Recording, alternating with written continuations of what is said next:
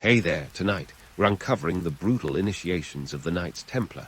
Not the chivalrous tales of honor you might expect, but a stark dive into trials that tested the very souls of medieval warriors.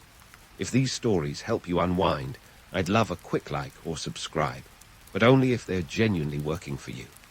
I'm curious where in the world you're listening from, so drop your location and local time in the comments. It's amazing seeing our little community span the globe through these historical tales. Now settle in, maybe turn on some white noise or grab your favorite blanket, and let's drift into tonight's story together. Back in the gritty days of 1119, when Europe was still shaking off the cobwebs of the Dark Ages, a group of knights decided that the usual jousting and feasting just didn't cut it for them anymore. They craved something more meaningful, something with a bit more gravitas. Enter the Knights Templar. Now, don't get too starry-eyed just yet.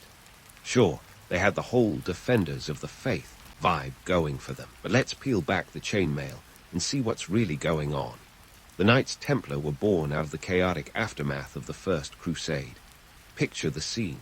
Jerusalem had been wrested from Muslim control in 1099, and the Holy Land was a buzzing hive of religious fervor, political maneuvering, and, well, general chaos. Fast forward to 1119, and a French nobleman named Hugues de Payens decided that pilgrims heading to these sacred lands needed a bit of security. So he and 8 of his mates set up shop to protect these travelers. Yeah, that's right. 9 guys started what would become the most famous military order of the Middle Ages. Talk about ambition. But hold on to your helmets. This isn't just about knights in shining armor. The socio-political landscape of the 12th century was a tangled mess. Europe was a patchwork quilt of feudal fiefdoms, each with its own petty lord itching for a scrap.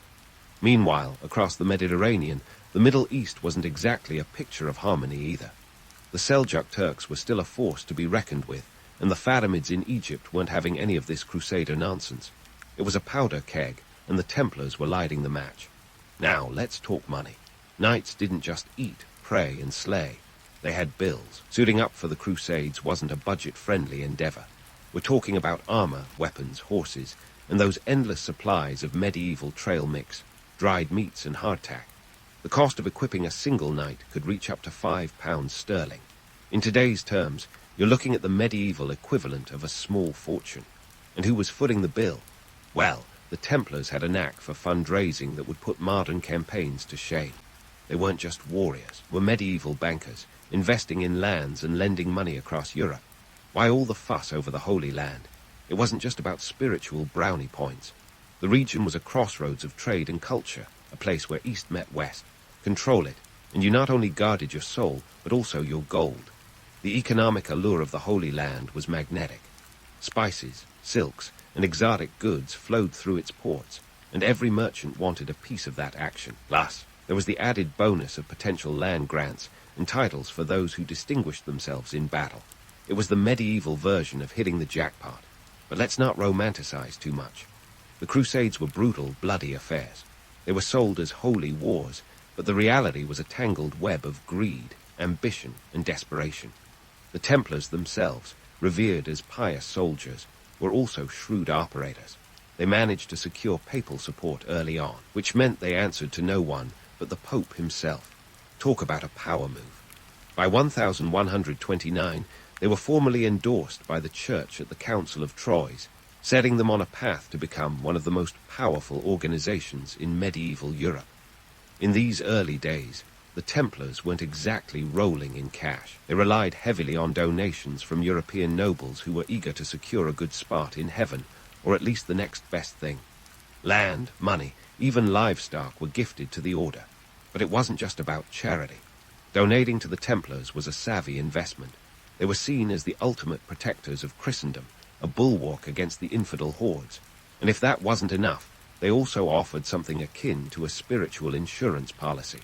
Support the Templars, and you might just dodge a few years in purgatory. Yet, for all their discipline and dedication, the Templars were still products of their time. Life in the 12th century was harsh, and the Templars were no strangers to the brutal realities of medieval warfare.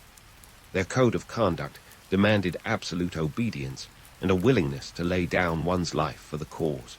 It wasn't all chivalric romance and gallant deeds. These were men who lived by the sword and often died by it. Their initiation rituals were secretive and solemn, grounded in their vow of poverty, chastity, and obedience. Despite their growing power, the Templars were not universally loved. Their exemption from local laws and taxes bred resentment. They were seen as arrogant and aloof, more interested in their own power than the greater good. But the Church and many European monarchs continued to back them, at least for the time being. After all, as long as the Templars were out there fighting the good fight, it was one less thing for the folks back home to worry about. As the Templars expanded their reach, so too did their influence grow. They established a network of preceptories across Europe, effectively creating a medieval financial empire that would rival any modern multinational corporation. This wasn't just an order of knights. It was a full-fledged organization with its fingers in just about every pie. Yet, for all their power and prestige, the Templars never lost sight of their original mission, to protect pilgrims and defend the Holy Land. In the end, the origins of the Knights Templar are a classic tale of ambition, faith, and fortune. A small band of knights, driven by a mix of piety and practicality, rose to prominence in a world that was as dangerous as it was exciting. They became legends in their own time, but as we'll see in the chapters to come, even legends have their darker sides. Buckle up, because the ride is only just beginning. And speaking of darker sides, let's shine a light on one of the most misunderstood aspects of the Knights Templar, their initiation process. It's got all the makings of a medieval soap opera, secret rites, clandestine gatherings, and oaths whispered under flickering candlelight, or so the legends would have us believe. In reality, the initiation of a Templar was less Da Vinci Code and more manual labor with a solemn vow. First off, let's debunk the Hollywood hype. There were no blood oaths, no secret handshakes, no whispering into skulls. The initiation, as detailed in the Rule of the Templars, basically their official playbook, was more about spiritual commitment than spooky rituals. Aspiring Templars, or postulants, had to be men of legitimate birth, free from debt, and, importantly, not already tied down by a wife. Sorry married folks, the Templars were a bachelor-only club. Once a candidate was deemed suitable, the induction took place in a Templar chapel. Picture a group of knights gathered, not for a sinister rite, but to witness a pledge of faith. The postulant would kneel before the master of the order, ready to take vows of poverty, chastity, and obedience, the holy trinity of monastic life. This wasn't just a spiritual exercise. These vows were binding and came with serious lifestyle changes. Forget the image of gallant knights sipping wine in their downtime. Templars lived like monks with swords, their days marked by prayer and discipline. Now, about those vows.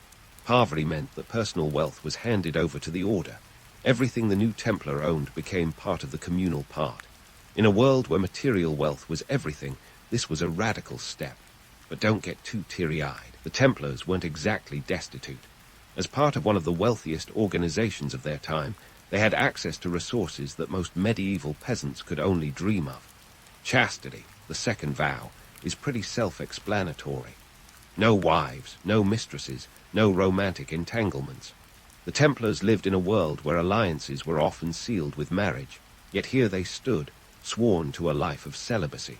It was a practical move, really. No heirs meant no family squabbles over inheritance, and it kept the focus on the mission, protecting pilgrims and defending the Holy Land. And then there's obedience. This was perhaps the most critical vow, and it wasn't a suggestion. Templars were expected to follow orders without question, a necessity when your job involved life and death decisions on the battlefield.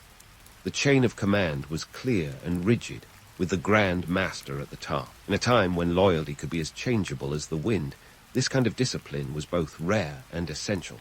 So, what did a day in the life of a Templar look like? Imagine a routine that would make even the most regimented military drill sergeant proud. Days began before dawn with prayers, followed by mass. Then it was time for training. Yes, even knights had to practice. Swordplay, horsemanship, and strategy were all part of the daily grind.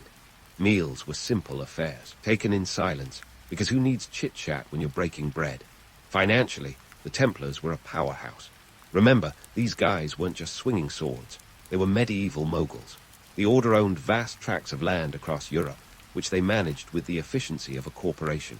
They were pioneers in banking, too, offering services that would make modern financiers nod in admiration. Need to transfer money from Paris to Jerusalem? The Templars had you covered, with a system of letters of credit that was both innovative and secure. But with great wealth came great responsibility and a lot of overhead. Maintaining a fighting force wasn't cheap. A knight's gear was costly, and the logistics of supplying an army across continents were mind-boggling. We're talking about a medieval supply chain that involved everything from horseshoes to chainmail, all of which had to be paid for out of the order's coffers. It's no wonder the Templars became so adept at financial management. They had to be, just to keep the wheels turning. Despite their economic savvy, the Templars were not immune to the volatile politics of the time. Their exemption from local laws and taxes, a privilege granted by the Pope, was a double-edged sword. It afforded them freedom, but also bred resentment. Local lords and bishops often viewed the Templars as arrogant outsiders, more concerned with their own affairs than the communities they operated in. Yet, for the Templars, this independence was crucial. It allowed them to act swiftly and decisively, unhampered by the often cumbersome bureaucracy of medieval governance. As we delve deeper into the life of a Templar, it's clear that their world was a complex web of duty, faith, and finance. They were warriors and monks, businessmen and bankers, all wrapped into one. It's no wonder they became legends. But as with all legends, the truth is often more nuanced, and dare I say, more fascinating than the fiction. So stay tuned, because the Templar tale is far from over. There's intrigue, betrayal, and a few more myths to bust before we reach the end of their epic saga. And so, the tale of the Templars continues, weaving through the complexities of medieval life with a tapestry as rich as the silks traded along the Silk Road. Now, if you thought joining the Knights Templar was your fast track to glory, fame, and possibly an early grave, you wouldn't be entirely wrong. But let's put aside the sword-clashing heroics for a moment and dive into the nitty-gritty of what a day in the life of a Templar knight really entailed.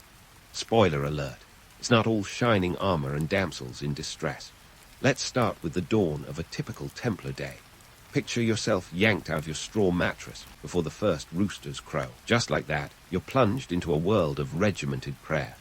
We're talking about matins, a pre-dawn religious service that made sure you got your spiritual workout before your physical one. And trust me, the physical part was no stroll through Sherwood Forest. These guys trained rigorously, honing their skills with a sword, lance, and bow. It was like medieval CrossFit, minus the kale smoothies. Now, on to the logistics. Here's a fun fact to chew over during your next medieval-themed dinner party. The cost of equipping a Templar knight was staggering. A single warhorse, an essential asset in your Templar toolkit, would cost you about £20 sterling. That's a chunk of change, considering that in the 12th century, a skilled laborer might earn just a few pennies a day. And that's just the horse. Armor was another wallet buster, with chainmail alone costing up to £40 sterling. Add in the sword, shield, and those fancy white mantles with the red cross, and you're looking at costs that could bankrupt a small kingdom. Speaking of kingdoms, let's talk about the Templars' vast estates. They were the medieval equivalent of real estate moguls, with properties scattered from England to the Holy Land. Managing these estates wasn't just about collecting rent and occasionally jousting with the locals. It was a full-time job that required strategic acumen and a little bit of medieval muscle. Crops had to be planted, harvested, and sold. Livestock needed tending.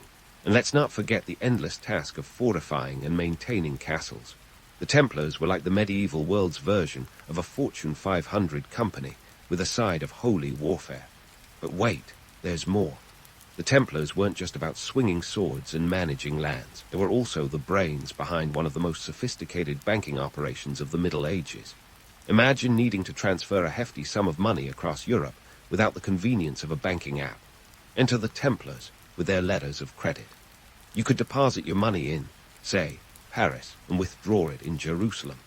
This innovation was a game changer, providing a secure way to transport wealth across dangerous lands infested with bandits and rival knights.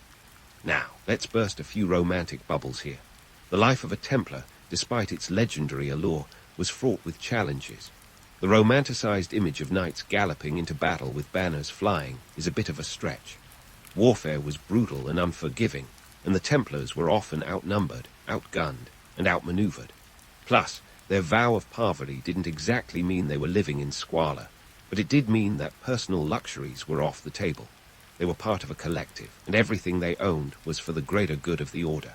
And while we're at it, let's address the elephant in the room, the strategic decisions that often placed the Templars in hot water. Their role in medieval politics was a double-edged sword. On one hand, their allegiance to the Pope gave them a hefty dose of divine backing. On the other hand, it also painted a target on their backs. Local rulers, often less than thrilled with the Templars' exemption from laws and taxes, viewed them with suspicion. The Templars were like that overachieving kid in school who always had the teacher's favor, but whom everyone else loved to hate. For all their discipline and strategic brilliance, the Templars were navigating a world as volatile as a powder keg.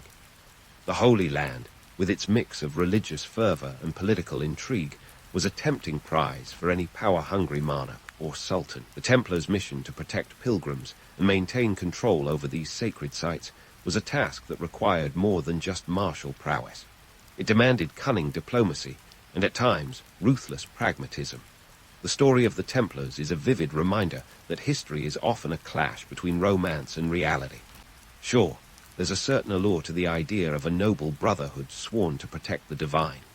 But the truth, it's messier, grittier, and infinitely more intriguing. As we continue to unravel the Templar saga, remember that beneath the layers of myth lies a story of ambition, faith, and the relentless march of history.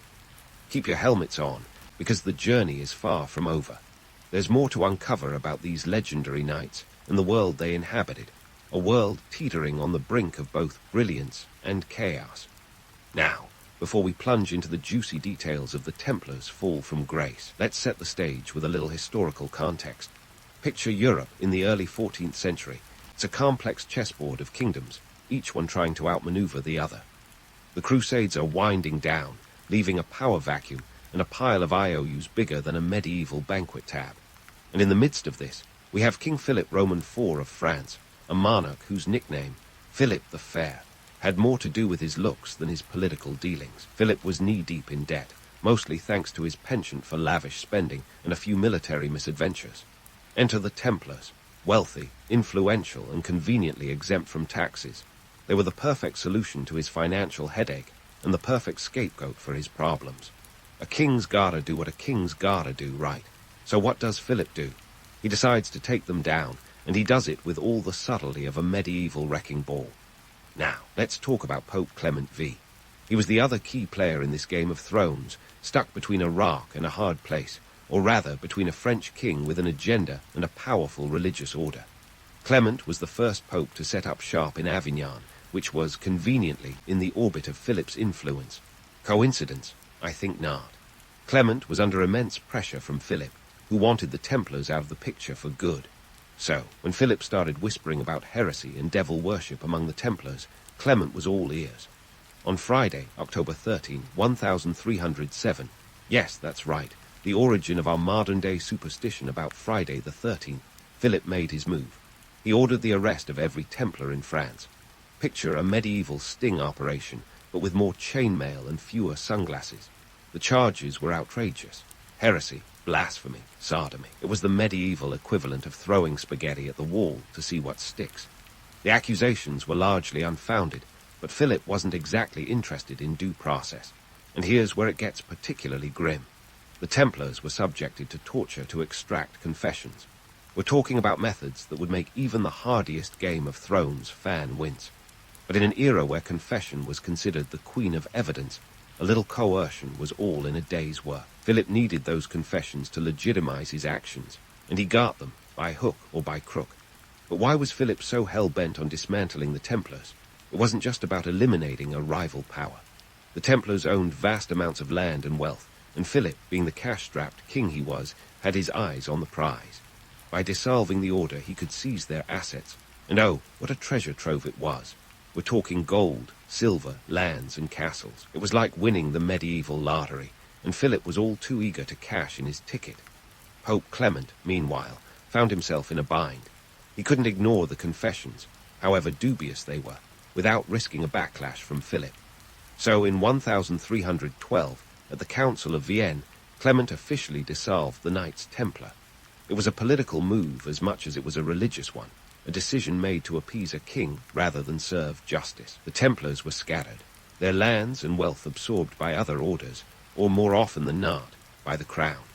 The fall of the Templars is a classic case of politics over principle, where the wheels of power often grind down even the mightiest of institutions. Despite their vows and their valor, the Templars were pawns in a larger game, their fate sealed by forces beyond their control. It's a stark reminder that history isn't just shaped by great men and noble deeds, but by the machinations of those who wield power behind the scenes. Yet the story doesn't end there. The myth of the Templars lived on, fueled by tales of cursed treasures and secret rituals. Philip might have succeeded in dismantling the order, but he couldn't destroy the legend.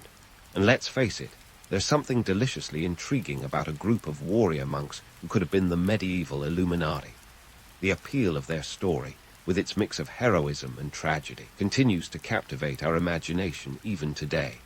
As we wrap up this chapter of the Templar saga, remember that their story is far from over.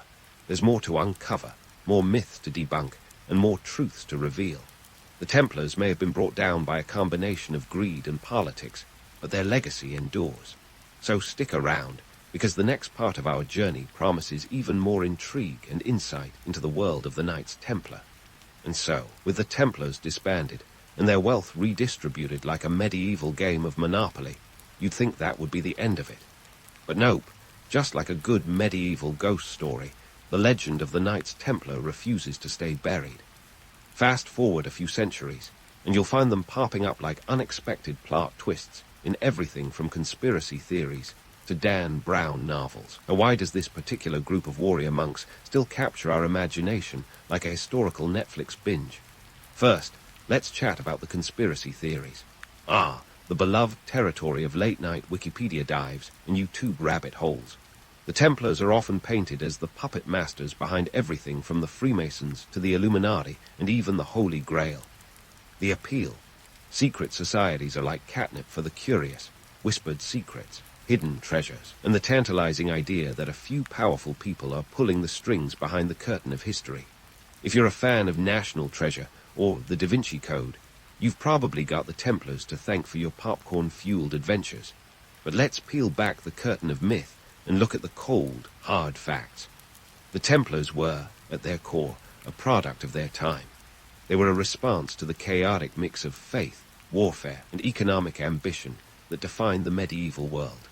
Their story is less about hidden treasures and more about what happens when religious fervor meets financial savvy.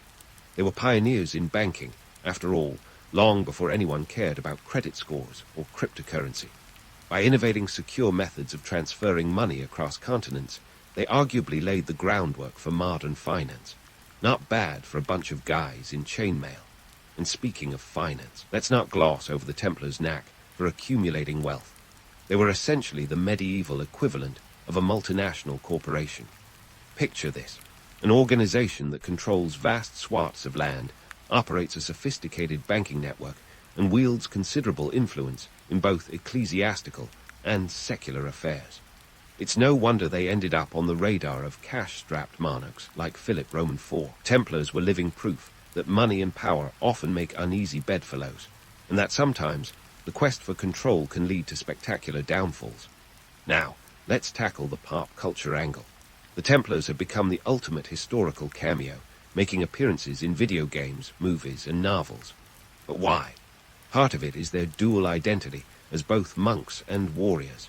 It's an irresistible combination of piety and prowess that appeals to our fascination with the past. Plus, their enigmatic downfall leaves just enough gaps for storytellers to fill with intrigue and drama. Their narrative checks all the boxes for a timeless tale: ambition, betrayal, faith, and a dash of mystery. Yet, as we sift through the myths and legends, it's crucial to remember the human aspect of the Templars. They were men bound by vows of poverty, chastity, and obedience, living in a world fraught with uncertainty and danger. Their lives were regimented, their missions were perilous, and their fate, betrayed by the very powers they served, was a grim reminder of the ruthless nature of medieval politics. The Templars were not the shadowy overlords of modern folklore, but individuals caught in the crossfire of history's relentless march. So what does the story of the Knights Templar tell us about the broader themes of power, faith, and finance. For one, it highlights the delicate balance between spiritual ideals and earthly ambitions. The Templars were founded on a noble mission, yet their rise to power was driven as much by economic necessity as by religious fervor. Their tale also underscores the precarious nature of power, how quickly fortunes can shift when political winds change. And finally, it serves as a cautionary tale about the perils of unchecked influence, reminding us that even the most formidable institutions can crumble under the weight of external pressures and internal discord. In the end, the Knights Templar remain a fascinating study in contrasts. Soldiers of God and bankers of Europe, revered protectors and reviled scapegoats. Their legacy is one of both myth and reality, a complex tapestry woven from the threads of history and imagination. As we close this chapter on their enduring saga, let's remember that the true allure of the Templars lies not just in what they were, but in what they represent. The timeless struggle between idealism and pragmatism, faith and power, legend and truth. So next time you hear a whisper of Templar lore, whether in a thriller or a documentary, take a moment to appreciate the rich, tangled legacy they've left behind.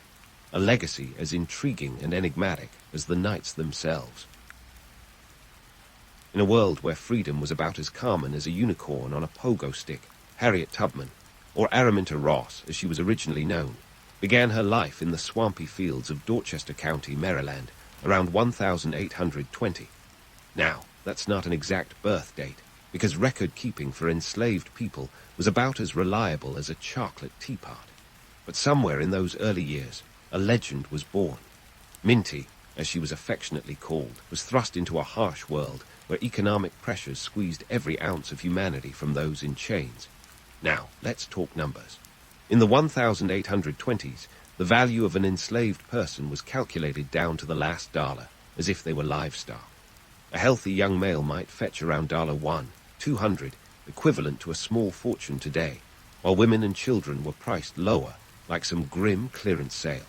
But make no mistake, those few $100s for Minty's life represented a harsh economic reality. Slaveholders viewed their human property as investments to be exploited for maximum profit, and the Ross family was no exception. Minty's parents, Harriet Ritt, Green, and Ben Ross, were enslaved on different plantations, a cruel separation that only added to their hardship. Little Minty grew up in an environment where the very soil she toiled over was soaked with the tears and sweat of her kin. The work was grueling, and the hours endless. Minty was hired out to neighbors as soon as she was old enough to carry a bucket. And by old enough, I mean before she could even spell the word childhood. One particular job involved checking muskrat traps in cold, marshy water, a chilling experience in more ways than one. But if you think that was bad, let's not forget she was only 5 years old at the time. Talk about a tough gig. Of course, no story about Harriet Tubman is complete without mentioning the infamous incident that led to her lifelong struggle with headaches and narcoleptic episodes. Picture this: Minty, a mere teenager, standing in a general store when an overseer, clearly in need of anger management classes, threw a 2-pound metal weight at a runaway slave. The weight missed its intended target, but found Minty's head with the precision of a heat-seeking missile. This left her with a traumatic brain injury, a brutal twist of fate that reportedly triggered her visions and vivid dreams. Now, whether these dreams were divine messages or a byproduct of her injury remains a topic of debate. But one thing's for sure: they gave her life a direction that was as unyielding as the North Star. Now, the brain injury didn't just leave Minty seeing stars. It also gave her a stubborn determination that might as well have been carved in granite. She witnessed firsthand the staggering inequality and brutality of the system around her. Slavery was not just a backdrop to her life. It was the very air she breathed. And speaking of air, or the lack of it, punishments for disobedience were severe. Whipping, shackling, and other unspeakable acts were common, a grim reminder that freedom was a distant dream. It's crucial to understand the broader economic and social landscape that shaped Minty's early years. The cotton gin, that infamous invention by Eli Whitney, had turned the American South into a sprawling empire of cotton, with Maryland playing its role. By 1820, cotton was king, but it came with a crown of thorns, namely, the relentless demand for slave labor. The Southern economy was dependent on it, and the political power structure was built on the backs of enslaved people. The very laws of the time treated them as property, not people, reinforcing a system that was as entrenched as an ancient oak. But let's not get too poetic here. This was a brutal, dehumanizing system, no two ways about it. The Fugitive Slave Act of 1793, for instance, was a federal mandate that made escaping to the north as risky as tightrope walking over a pit of alligators. Captured runaways could be dragged back to bondage, and those who helped them faced fines and imprisonment. It was a chess game where the stakes were life and freedom, and the rules were rigged from the start. Despite these overwhelming odds, Minty's spirit was unbreakable. She grew up with stories of resistance and courage, tales of those who dared to dream of freedom, even if it was just a whisper in the wind. Her father, Ben Ross, was known for his skills as a logger and his knowledge of the woods, skills he would later pass on to his daughter. Her mother, Rit, was a formidable woman in her own right, fiercely protective of her children and a source of strength for Minty. This was a family not just surviving, but quietly resisting, dreaming of a world where the price of a human life wasn't measured in dollars and cents. Minty's early life was a masterclass in resilience, a prelude to her later exploits on the Underground Railroad. She learned to navigate the complex social and economic landscape of slavery, understanding that freedom was not just a distant dream, but a goal worth fighting for. Her story reminds us that even in the darkest times, there's a spark of light, a flicker of hope that can ignite a revolution. So, next time you hear the name Harriet Tubman, remember the little girl who survived a flying metal weight, who grew up in the shadow of slavery and emerged a hero. Her early years set the stage for a life that would defy the odds, challenge a nation, and ultimately change the course of history. And if her story teaches us anything, it's that freedom may be elusive, but it's never impossible. Now, fast forward to 1849, and Minty, now Harriet Tubman, is staring down the barrel of a decision that would make most of us break into a sweat faster than a popsicle on a summer day. Envision this, a 90-mile trek to Pennsylvania, not exactly a stroll in the park, especially when you're dodging more dangers than a spy in a Jason Bourne flick. The stakes were high, but so was Harriet's resolve. She was done with the chains of slavery, and her journey to freedom was about to begin. Let me just nip a common misconception in the bud. The Underground Railroad was neither underground nor a railroad. I know, right? The real deal was a network of safe houses and secret routes that courageous conductors, like our Harriet, used to smuggle enslaved people to freedom. It didn't involve any secret tunnels or high-speed trains. Those are just the embellishments of history's telephone game. The term was coined in the early 1800 and was more of a metaphorical nod to the clandestine and highly organized nature of the escape routes. So, how does one plan a great escape without Google Maps or a smartphone? Harriet relied on her wits, her knowledge of the land, and a network of abolitionists who were as brave as lions. The journey wasn't a solo act. It was a symphony of silent signals and coded messages, each note crucial to success. The North Star, ever the faithful guide, was her GPS, leading her to the free soil of Pennsylvania. But let's not sugarcoat this trek. The logistics were as challenging as a Rubik's Cube with missing pieces. Harriet had to navigate through forests, swamps, and fields without the luxury of a compass or a packed lunch. And let's not forget, this was the era before comfortable hiking boots. Harriet was more likely wearing worn-out shoes that had seen better days, if she had shoes at all. Her feet were her primary mode of transport, and let's just say they put in more miles than your average Uber driver. Now, about the cost of freedom, it's more than just a price tag. The financial aspect was daunting. Escaping meant leaving behind whatever meager possessions she had, risking everything for the promise of liberty. The economic impact of losing an enslaved person could be as much as $1, 000 to $1, 500, quite a sum in those days, and slaveholders were loath to lose their so-called property. Bounties were often placed on the heads of runaways, making the journey as perilous as walking through a minefield. As Harriet moved stealthily under the cover of darkness, she had to outwit the infamous Fugitive Slave Act, a legal monstrosity that turned every state into a potential hunting ground for escaped slaves. It was a game of cat and mouse, and Harriet had to be as cunning as a fox. She often traveled by night, resting by day in the homes of abolitionists who risked their own safety to provide refuge. It was a community effort, a testament to human courage and solidarity against a system that was as oppressive as it was pervasive. Harriet's first solo escape was not just a physical journey, but an emotional upheaval.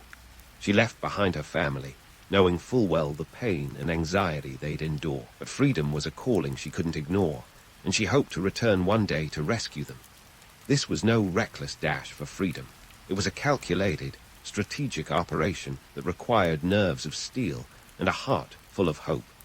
The romantic image of a lone woman braving the wilderness might make for a good story, but the reality was far grittier. Harriet's journey was a testament to her resilience and the indomitable spirit of a woman who refused to accept her lot in life. It was a testament to the power of human will against seemingly insurmountable odds. The Underground Railroad was not just a path to freedom.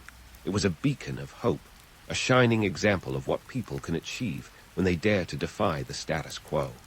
So, as Harriet Tubman crossed into Pennsylvania, she wasn't just stepping onto free soil. She was stepping into history.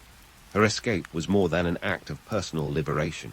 It was the first step in a series of daring missions that would earn her the nickname Moses of her people. And while her journey was far from over, she had proven that freedom was not just a dream, but a destination worth every ounce of effort. Stay tuned, because Harriet's story is just getting started. Her escape was a prelude to an epic tale of courage and leadership that would inspire generations. In the chapters to come, we'll explore how she returned to the South, time and again, to lead others to freedom, becoming a legend in her own lifetime. But for now, let's celebrate this monumental achievement, a testament to the unyielding human spirit and the relentless pursuit of justice. So, with Pennsylvania soil beneath her feet and the promise of freedom in the air, Harriet Tubman was just warming up.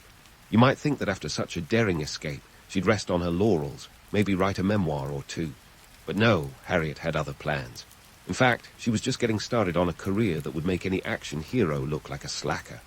Imagine a life where returning to a place that wants you dead isn't just an option, it's a mission. That's Harriet Tubman for you, fearless, determined, and frankly, a bit of a legend. Now, let's dive into what made Harriet the most famous conductor on the Underground Railroad. Forget the image of a kindly train attendant punching tickets. Harriet was more like a secret agent in a barnet. Her missions back into the slave-holding South were not just about helping others escape. They were full-blown operations of espionage, complete with coded messages and disguises that would make James Bond jealous. Harriet didn't have the luxury of modern tech. Her toolkit was her brain, her courage, and on occasion a trusty revolver. That revolver wasn't just for show either. It was a motivational tool. Nothing says, keep moving, like the cold metal of a gun in the hands of someone as determined as Tubman. Over the course of a decade, Harriet Tubman made 13 known trips into the South. Each journey was like threading a needle blindfolded, with more at stake than just pricked fingers. She managed to lead over 70 enslaved individuals to freedom, a number that might seem small, but was monumental given the risks involved. These missions were no walk in the park. They were more like sprints through a minefield. The very act of returning was a gamble with life and liberty, with her neck on the line every single time. And let's talk numbers. When Harriet was out on those missions, she had a $40,000 bounty on her head. In today's terms, that's over $1 million, a price high enough to buy a small army of horses, or, a rather nice mansion. The bounty was a testament to how much slaveholders wanted her stopped. You see, Harriet wasn't just freeing people. She was challenging the very foundation of the slave economy. Each person she liberated represented not just lost labor, but a blow to a system that thrived on dehumanization. And while her nickname, Moses, might conjure up images of parting seas, Harriet's true miracle was navigating a labyrinth of danger with nothing but her wits and iron will. Harriet's operations were a masterclass in stealth and strategy. She used everything from songs sung one way to signal all clear, and another way to warn of danger, to the North Star as her compass. And let's not forget the disguises. Ever the chameleon, Tubman could blend in with the crowd or vanish into the night like a shadow. She was known for dressing as an elderly woman or a man, whichever was less likely to attract attention. Her ability to adapt and improvise was her superpower, making her a ghost to those who hunted her. Despite the cloak-and-dagger lifestyle, Harriet had a sharp sense of humor that helped her cope with the constant stress. It said she once quipped that she never ran her train off the track and never lost a passenger. Not a bad track record for someone perpetually on the run. Her confidence wasn't just bravado. It was earned through countless nights spent dodging slave catchers and navigating treacherous terrain. The broader context here is crucial. Harriet's missions weren't isolated acts of bravery. They were part of a larger abolitionist movement that was gaining momentum. The Underground Railroad was a network of abolitionists, both black and white, who risked everything to chip away at the institution of slavery.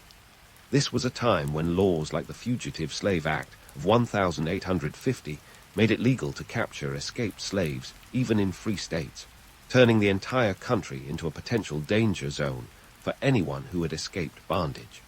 Harriet Tubman and her fellow conductors weren't just fighting for freedom. They were defying a legal system that was as entrenched as the Rocky Mountains.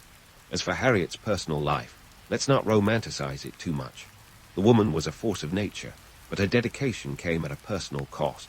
She was often separated from loved ones, lived in constant peril, and had to make gut-wrenching decisions about who to help and when.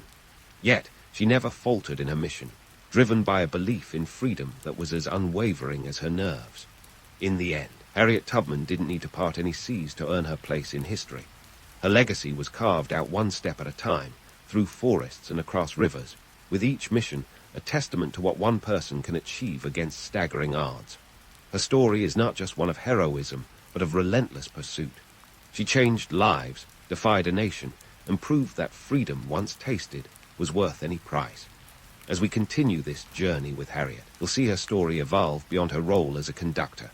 Her life didn't stop with the Underground Railroad. It expanded into new chapters of activism and leadership. But for now, let's pause to appreciate the sheer audacity of her missions.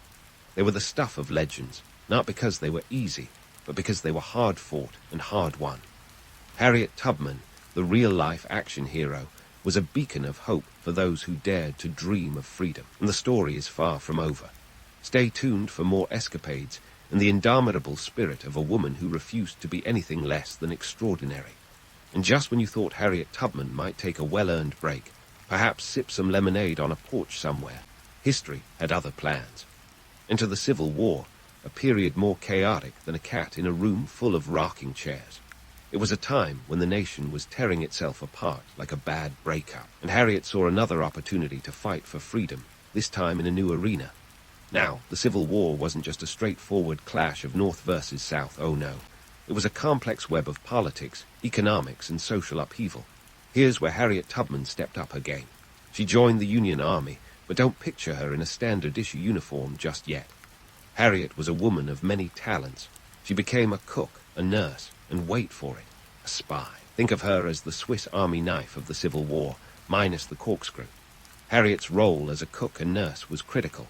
In an era when battlefield medicine was as advanced as leeches and sawbones, having someone like Tubman around was a blessing. She provided care to the sick and wounded, soothing them with her presence and practical know-how. She wasn't just patching up injuries. She was also feeding soldiers, both literally and spiritually, filling their bellies and giving them hope. Her work was as vital as it was undervalued, a theme that would follow her throughout her life. But let's not forget the espionage. Harriet's skills as a spy were as impressive as her Underground Railroad exploits. She gathered intelligence for Union officers, using her knowledge of the terrain and the people. She wasn't just sneaking around in the shadows. She was the eyes and ears of the Union, slipping behind enemy lines with the grace of a seasoned operative. Her work in espionage was a game-changer, providing the Union with crucial information that helped turn the tide of battle. The Union Army certainly owed her a debt of gratitude, though they seem to have misplaced their gratitude in the same drawer as her paycheck. Speaking of gratitude, let's talk about the Combahee River Raid, a military operation that was more explosive than a fireworks display on the 4th of July. On the night of June 1, 1863, Harriet Tubman, alongside Union Colonel James Montgomery, led a daring mission that freed over 700 enslaved people in a single swoop.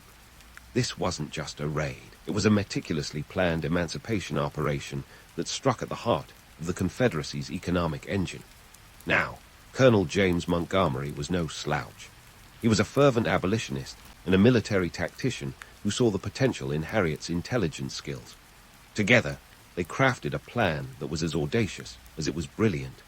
The plan involved 3 gunboats sailing up the Combahee River, hitting key Confederate supply lines and plantations. Harriet's role was crucial. She used her network of scouts, many of whom were formerly enslaved people, to gather intelligence and guide the boats through the treacherous waters.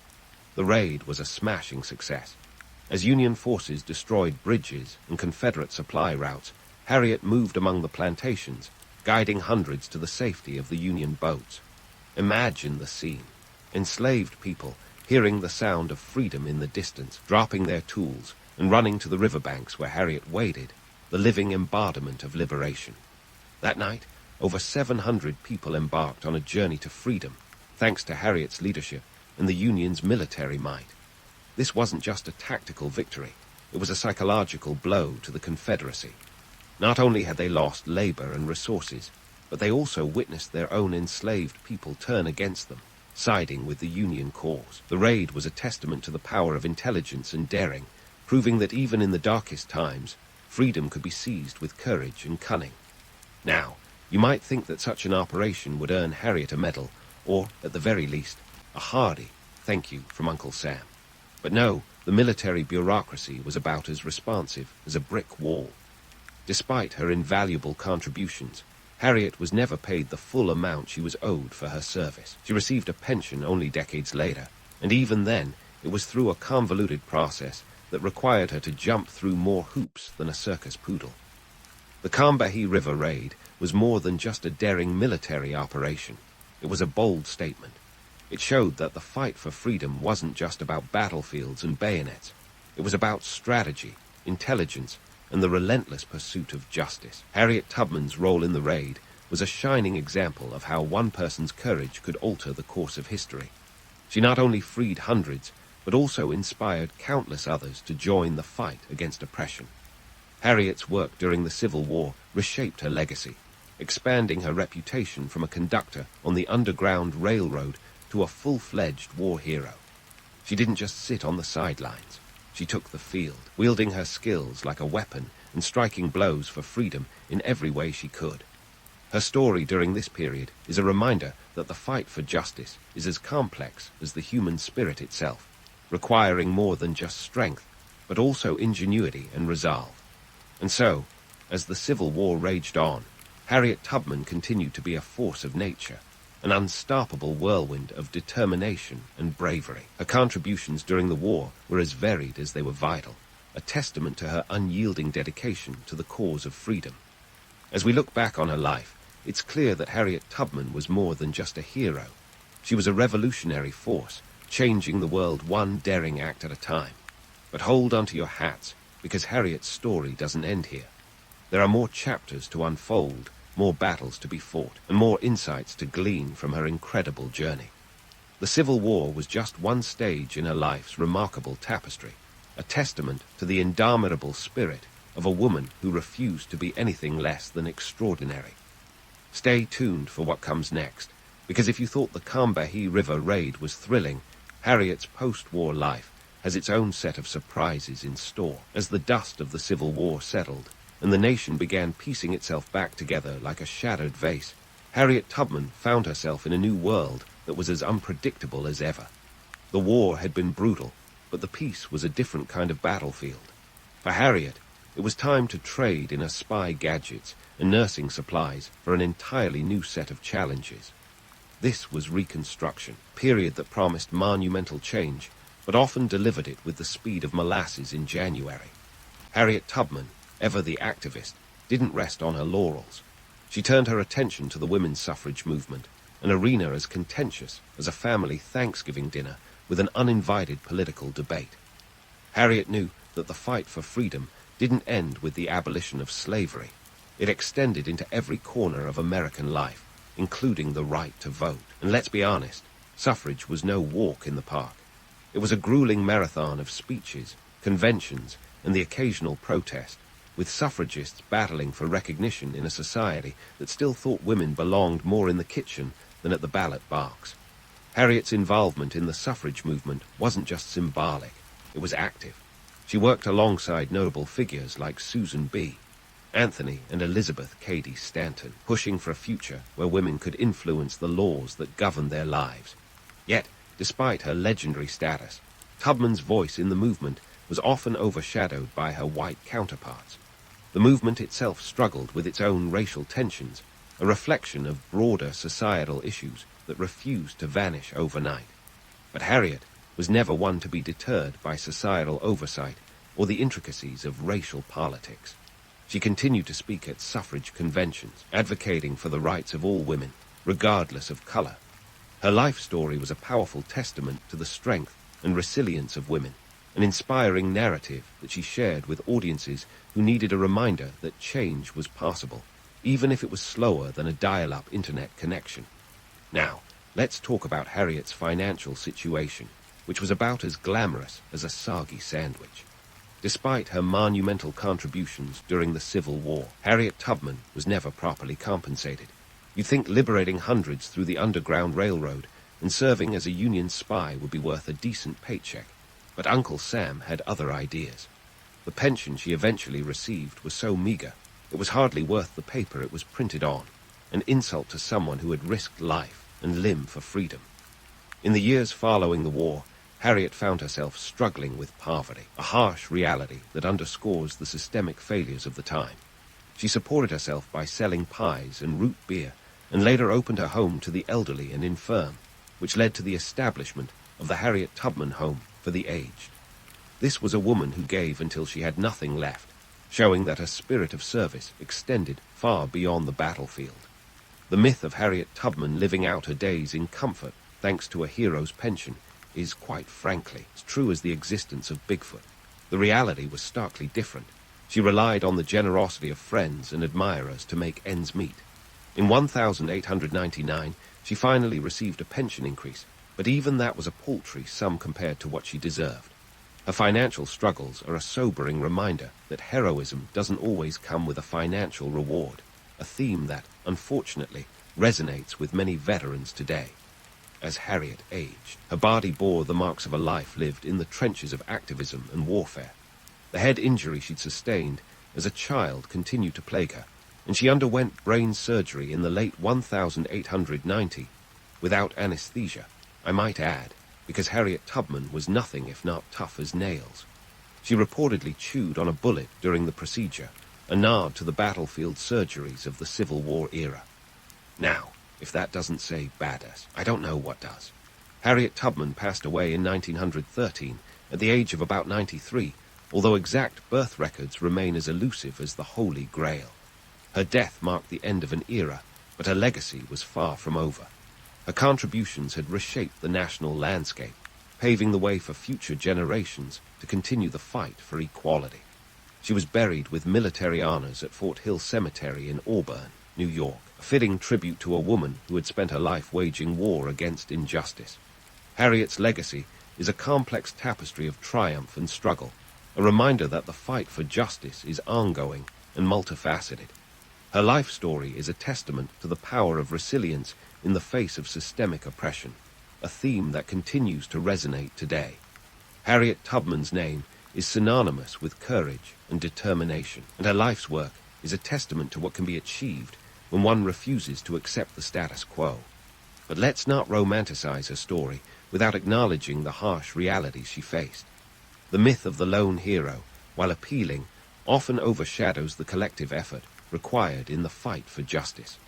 Harriet's life was marked by collaboration and community, a network of people who each played a role in the broader movement for freedom. Her story is an inspiring reminder that change is often the result of many hands working together, each contributing to the larger cause. So, as we reflect on Harriet Tubman's legacy, let's remember her not just as a conductor on the Underground Railroad, but as a relentless advocate for equality, a woman who fought tirelessly for the rights of others, even as she faced her own battles. Her life is a lesson in the power of perseverance and the enduring impact of one individual's unwavering commitment to justice. In the end, Harriet Tubman's story is both a celebration of her extraordinary achievements and a call to action for the ongoing work that remains. She changed the course of history, not through grand gestures, but through the steady, persistent pursuit of a vision for a more just world. Her legacy lives on in the continued struggle for equality and justice, a testament to the enduring power of one woman's resolve to make a difference. And there you have it, folks. Harriet Tubman, a legend, a hero, and a reminder that change is always possible, even when it feels like the world is dragging its feet. Her story is as relevant today as it was then, a beacon for all who dare to dream of a better future. So let's take a page from Harriet's book and continue the fight, for her legacy is not just history, but a living call to action. In the sprawling chaos of early written communication, ancient scripts were like the wild west of language. Before the Phoenician alphabet strutted onto the scene, you'd find a bewildering array of symbols and signs, from hieroglyphs to cuneiform, each vying for attention like contestants in a particularly nerdy talent show. Enter the Phoenicians, those enterprising traders from the Levant, who around 1050 BCE decided they'd had enough of this linguistic jumble. They needed something sleek, something practical, something that wouldn't make an accountant weep when tallying up trade goods. And so, our heroes of the day cooked up a 22-character script that was less about poetry and more about keeping track of cedar shipments and purple dye. Because let's be honest, the real poetry in ancient times was making sure you knew what was coming in and going out. The Phoenicians were not a civilization with time to kill. They were the ancient world's equivalent of LinkedIn power users, all about networking and expanding their influence. Their alphabet was the original, keep it simple, stupid approach, designed for traders by traders, not for scribes with too much parchment and not enough to write about. This was a practical tool for practical people, the kind who didn't just sit around composing epic tales about heroic battles, but who were more concerned with making sure the balance sheet balanced. Before the Phoenicians had their linguistic brainwave, writing systems were about as approachable as a stern librarian with a finger on their lips. Take Egyptian hieroglyphs, for instance. Beautiful, yes. User-friendly, not so much. Hieroglyphs had hundreds of symbols, each with their own meanings, sounds, and mysteries, perfect for royal decrees and sacred texts, but not exactly ideal for jotting down inventory lists of olive oil and wine. Meanwhile, the Mesopotamians were busy pressing cuneiform into wet clay tablets like they were trying to win the world's slowest typing contest. What the Phoenicians did was strip away the excess and focus on phonetics, sounds. That's right, folks, talking about a script that was designed to be heard as much as it was to be seen. They boiled down the cacophony of sounds to a lean, mean 22-character machine. Each symbol represented a consonant, and if you needed a vowel, well, you just had to figure that out from context. It was a bit like a crossword puzzle, except the prize was efficient communication, not a warm feeling of self-satisfaction. This wasn't some grand cultural flourish, but a practical necessity. The Phoenicians were merchants, after all, crisscrossing the Mediterranean with goods like timber, glass, and the famed Tyrian purple dye, made from the murex snail. Yes, a snail. That royal purple you see in museum depictions of ancient kings. Thank a Phoenician snail farmer for that regal hue. Every trip across the sea meant invoices, inventories, and detailed accounts. The alphabet was their linguistic abacus, a tool to ensure that when a shipment of luxury goods reached its destination, everyone knew what was on board and who owed what. But why did this alphabet spread like wildfire through ancient societies, you might ask? For starters, it was a democratizing force.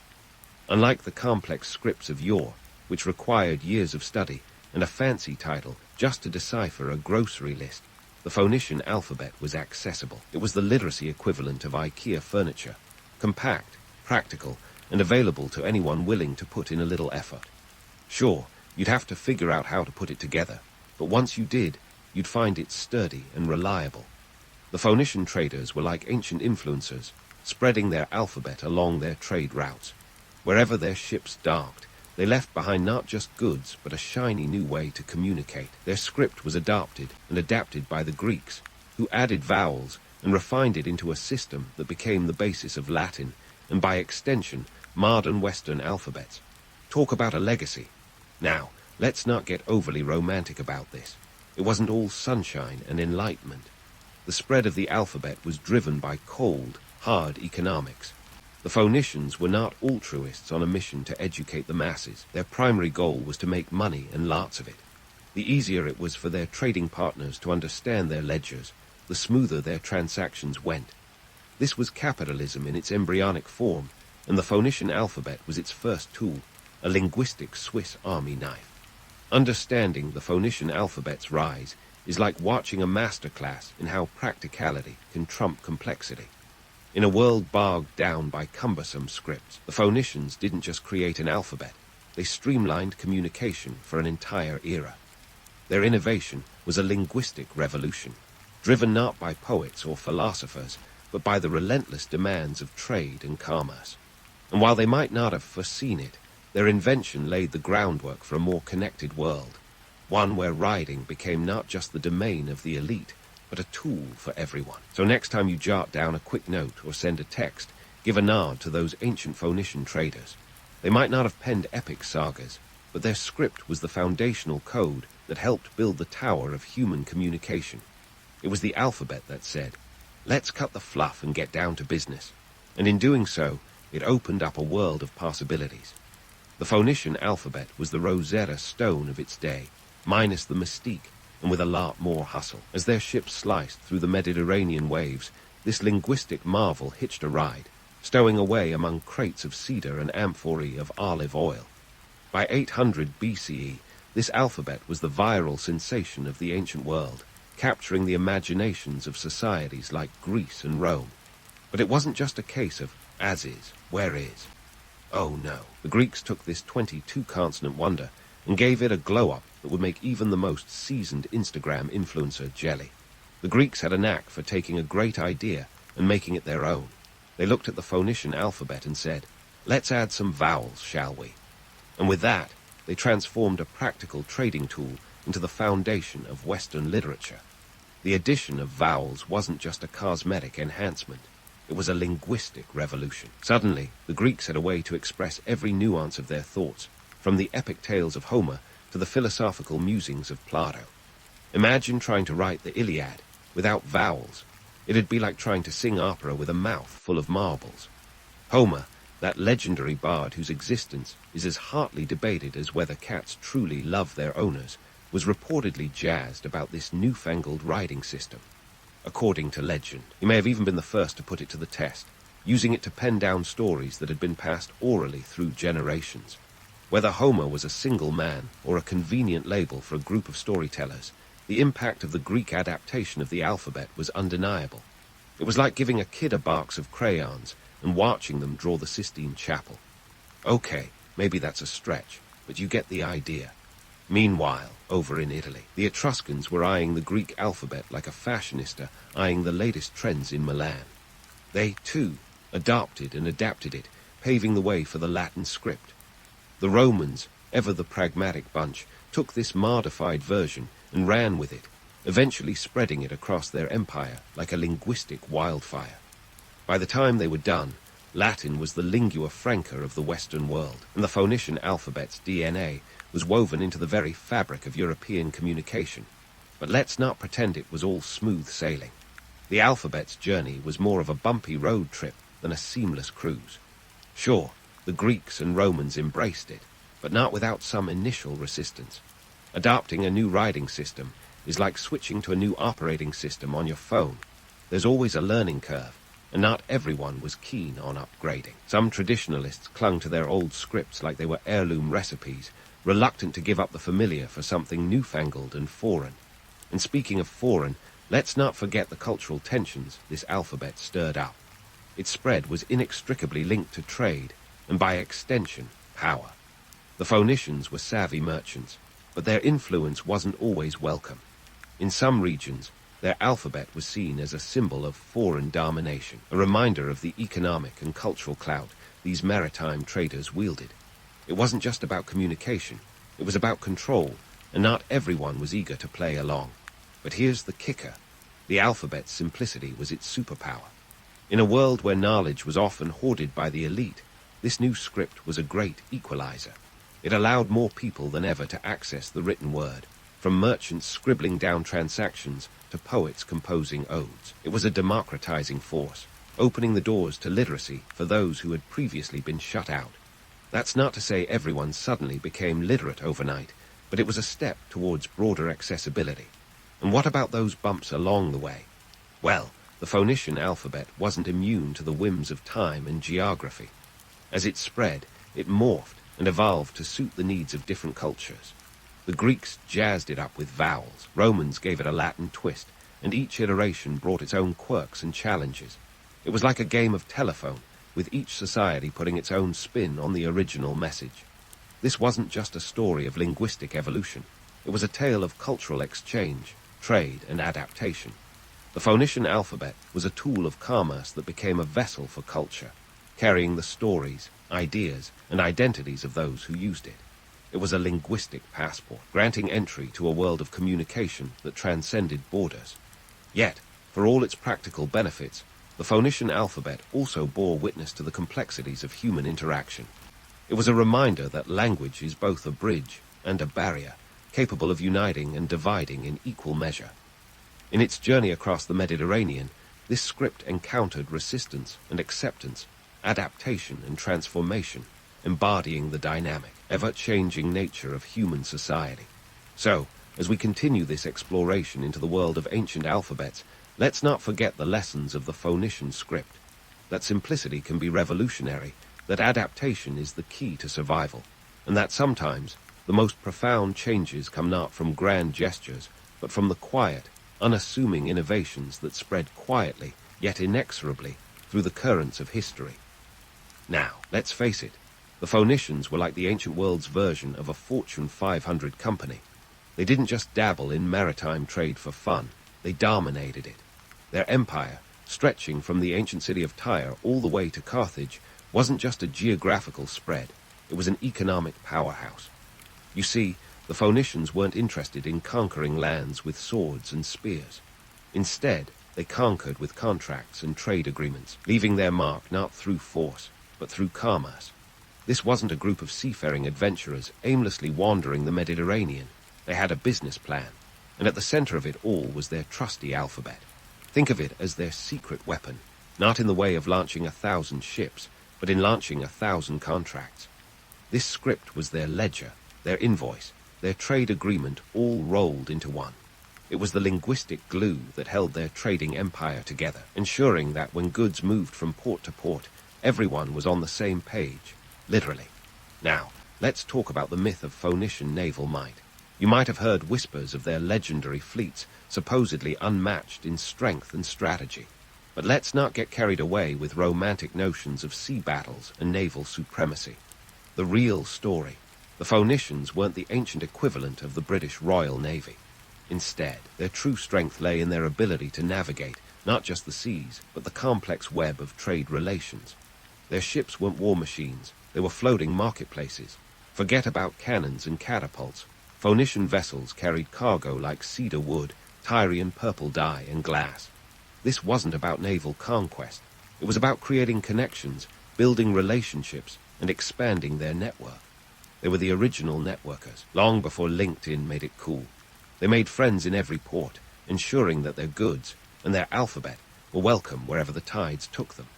Carthage, one of their most famous colonies, wasn't just a city. It was a trading hub that connected Africa, Europe, and the Near East. Established around 814 BCE, it quickly became a beacon of commerce, drawing traders from across the known world. The Phoenicians didn't build Carthage as a military outpost. They built it as an economic engine, and it worked. By the time the Romans showed up on the scene, Carthage was a thriving metropolis, all thanks to the trade networks the Phoenicians had painstakingly woven. Now, let's debunk another popular myth: the idea that the Phoenicians were just passive middlemen in the grand scheme of ancient trade. That's like calling a superstar chef a mere cook. Sure, they facilitated trade, but they also drove it. They weren't just sitting back, connecting dots on the map. They were actively shaping the economic landscape of the ancient world. They introduced new goods to new markets, creating demand where none existed before. Their trade routes were arteries of commerce, pumping goods and wealth across the Mediterranean like lifeblood. And here's the kicker: the Phoenician influence extended beyond goods and letters. They were cultural ambassadors, spreading ideas as readily as they spread their alphabet. wherever their ships docked. They brought not just wares, but also stories, beliefs, and innovations. The cultural exchange was a two-way street, with the Phoenicians as both givers and receivers in this ancient network of ideas. So why did their alphabet rise to prominence? It wasn't just about the ease of jarring down transactions or the simplicity of its design. It was about its utility as a tool of trade and communication in a world that was rapidly expanding. In a time when economic power was shifting from isolated city-states to sprawling trade networks, the Phoenician alphabet was the perfect fit. It was a linguistic Swiss army knife in the hands of the most skilled traders the ancient world had ever seen. The political and economic climates of the time were ripe for such an innovation. Kingdoms and empires were growing, and with them, the need for efficient communication. The Phoenicians, with their web of trade routes, were perfectly positioned to capitalize on this demand. They didn't just ride the wave of change, they helped create it. By the time the Greeks and Romans got their hands on the alphabet, it was already a proven tool for expansion and commerce. But let's not put the Phoenicians on too high a pedestal.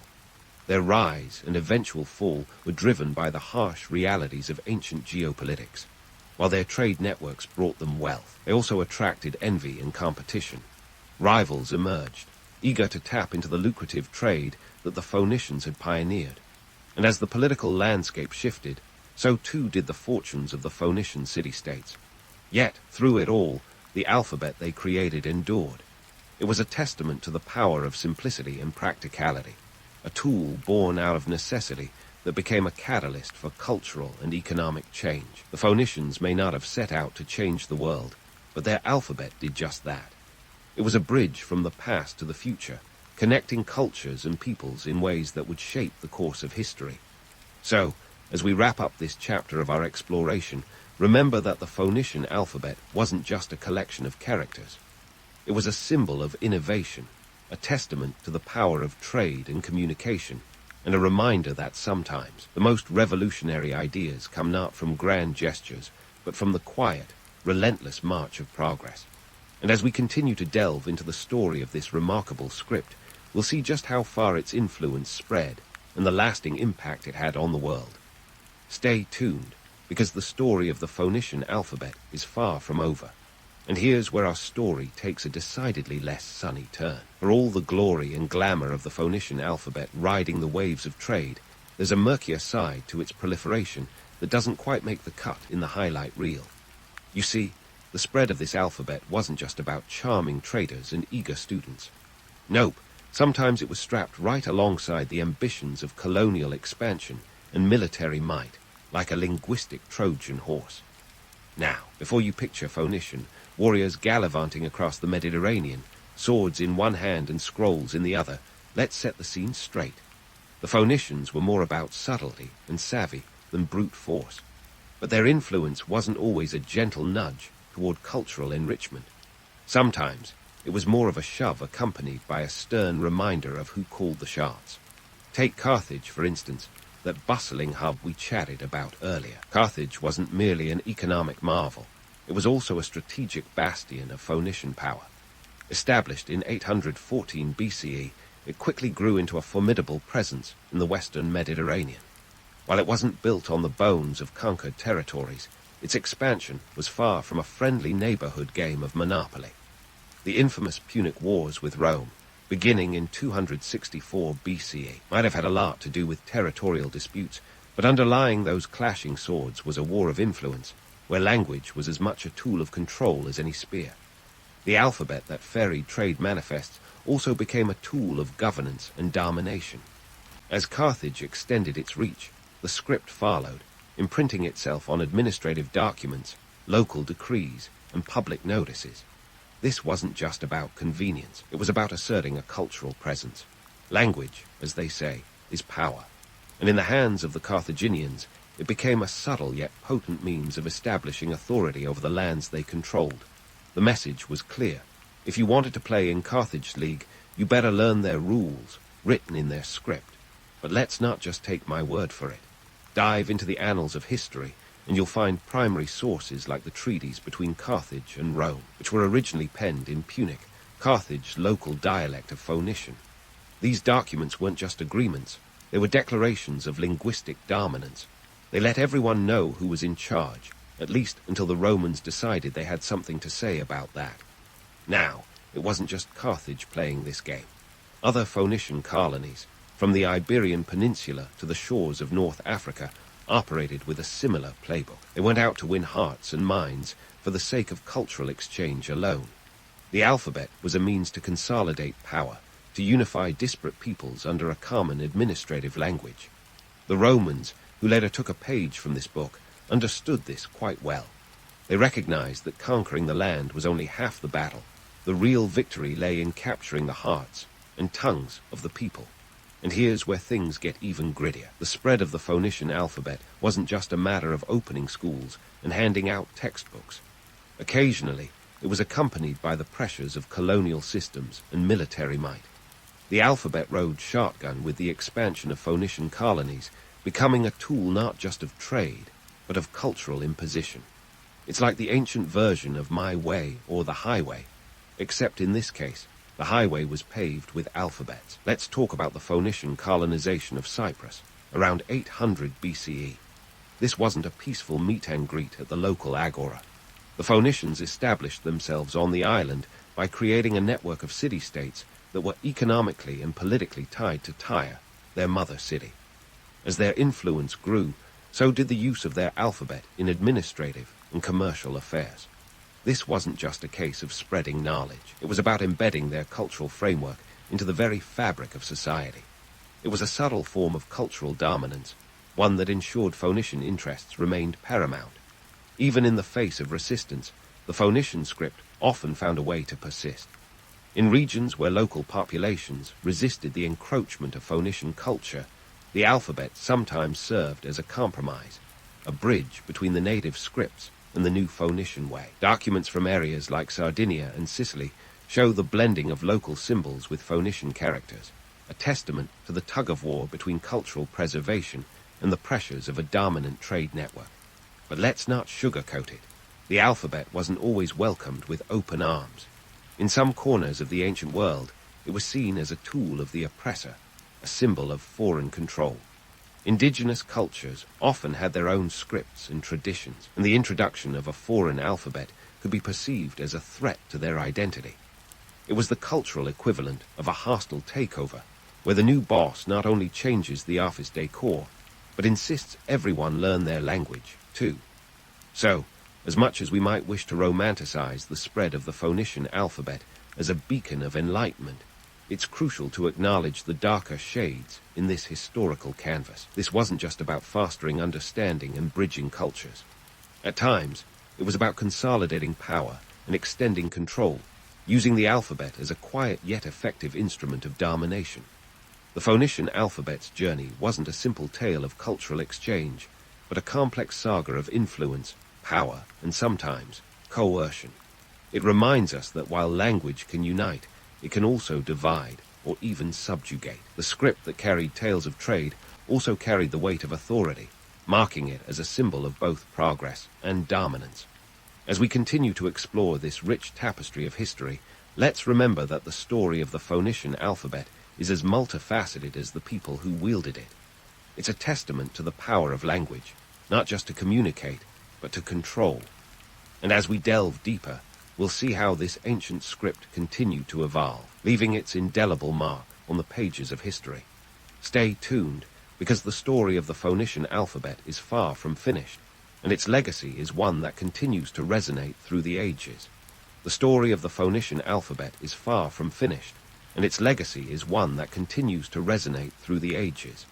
Fast forward to the present, where the Phoenician script is no dusty relic. It's the grandfather of modern alphabets, a linguistic patriarch that deserves more than a polite nod at family gatherings. Let's face it, without the Phoenicians, we'd still be doodling elaborate hieroglyphs or squinting at cuneiform tablets like ancient accountants with clay-stained fingers. The Phoenician alphabet's legacy isn't just about its immediate successors, like Greek and Latin scripts. Its DNA is woven into the very fabric of written communication. Ever jot down a quick note, or maybe send a text full of consonants, because you're too busy or lazy to add vowels? Thank the Phoenicians for that shorthand. Their consonant-centric script was the precursor to the efficient messaging we all take for granted today. We can all agree that writing BRB beats carving it into stone or clay. The Greeks, those crafty wordsmiths, took the Phoenician alphabet and added vowels around the 8th century BCE. This was a game changer, turning a functional script into a symphony of expression. It's like going from black and white TV to full-color HD. Suddenly, you could capture the subtleties of speech, from the epic poetry of Homer to the philosophical musings of Socrates. The Greeks didn't just adopt an alphabet, they transformed it into a cultural engine, propelling Western civilization into a new era of literacy and literature. They took the alphabet and made it sing. And the Romans, they were the ultimate early adopters, taking the Greek version and tweaking it for their own purposes. The result, the Latin alphabet, which spread across Europe and eventually morphed into the script you and I are using right now. So every time you write an email, draft a tweet, or scribble a grocery list, you're participating in a tradition that stretches back over 3 millennia. Who knew your shopping list was so historic? But here's the kicker. The Phoenician script didn't just influence the West. It ventured east as well, inspiring the development of Aramaic, which in turn influenced Hebrew and Arabic scripts. The Phoenicians were like the ancient world's version of a viral cat video. Everywhere you looked, there they were, impacting everything from trade agreements to religious texts. Their alphabet was the gift that kept on giving, a linguistic contagion that spread across continents. Now, let's not over-romanticize this. The Phoenician alphabet wasn't some altruistic gift to the world. It was a tool of trade and commerce, a means to an economic end. It spread because it was useful, not because it was beautiful. It was the linguistic equivalent of a Swiss Army knife, practical, reliable, and indispensable. And yet, in its practicality, it found a kind of beauty, a simplicity that resonated across cultures and time. In today's digital world, the legacy of the Phoenician alphabet is more relevant than ever. Our communication practices, from texting to tweeting, are built on the foundations laid by those ancient traders. The alphabet's emphasis on phonetics and simplicity paved the way for the rapid, efficient communication that defines our modern lives. It's a reminder that sometimes less is more, that stripping away the superfluous can lead to innovation and progress. But let's not pretend that the alphabet's journey was all smooth sailing. As it spread, it was met with resistance, adaptation, and transformation. Each culture that adopted the script put its own spin on it, creating something new and unique. It was a testament to the dynamic nature of language, a living entity that evolves and adapts with the people who use it. And what about the myths that have sprung up around the Phoenician alphabet? The romantic tales of its spread as a beacon of enlightenment make for a good story, but they gloss over the harsher realities of its journey. The alphabet was as much about control and power as it was about communication. It was a tool of empire, used to consolidate power and extend influence. It was as much a weapon as it was a gift. Yet, for all its complexities, the Phoenician alphabet remains a symbol of human ingenuity, a reminder that the simplest solutions often have the most profound impact. It's a testament to the power of language to connect, to divide, and to endure. It's a story of trade and commerce, of power and influence, of adaptation and survival. As we wrap up this exploration, let's give a nod to those ancient Phoenicians, the unsung heroes of written communication. They didn't set out to change the world, but their alphabet did just that. It was a linguistic revolution, a tool of trade that became a vessel for culture and communication. It was the alphabet that said, let's cut the fluff and get down to business. And in doing so, it opened up a world of possibilities. So next time you send a text or jot down a note, remember the Phoenicians and their alphabet, the original masters of simplicity and efficiency. They may have been traders and merchants, but their legacy is one of profound cultural and linguistic impact. The Phoenician alphabet wasn't just a collection of characters. It was a revolution in ink and parchment, a script that changed the world one consonant at a time. And that, my friends, is a legacy worth remembering. In the windswept village of Woolsthorpe, England, where the sun seemed to show up just as often as a reliable bus service, a boy was born in 1642 who would eventually rewrite the rules of the universe. But let's not get ahead of ourselves. Young Isaac Newton's beginnings were as humble as a loaf of bread left out in the rain. His father, also named Isaac, was a farmer who passed away 3 months before Isaac Jr. even got to meet him. Talk about a rough start. The kid was born with a foot and a half already in adversity. Now, life in 17th century England was no cakewalk. The village of Woolsthorpe was small, even by the standards of the time. We're talking so small that everyone probably knew what everyone else was having for dinner. Newton's mother, Hannah Icecoff, remarried a well-to-do rector, Barnabas Smith, when Isaac was 3, ditching him to be raised by his grandmother. So, there's your classic fairy tale setup. Boy left behind by mother, raised by a granny, minus any fairy godmothers or glass slippers. Newton's early years were filled with the kind of tinkering that would make any modern-day DIY enthusiast proud. He was the type of kid who'd take apart a clock just to see how it worked, or fashion his own windmill out of spare parts. Yes, young Isaac had a penchant for building miniature machines, which was all well and good until it came to formal education. School for Newton was less about eureka moments and more like can I go home now. He attended the King's School in Grantham, a place that sounds more regal than it was, where he reportedly ranked near the bottom of his class. It's comforting, really, if only to remind us that academic failure doesn't necessarily preclude future brilliance.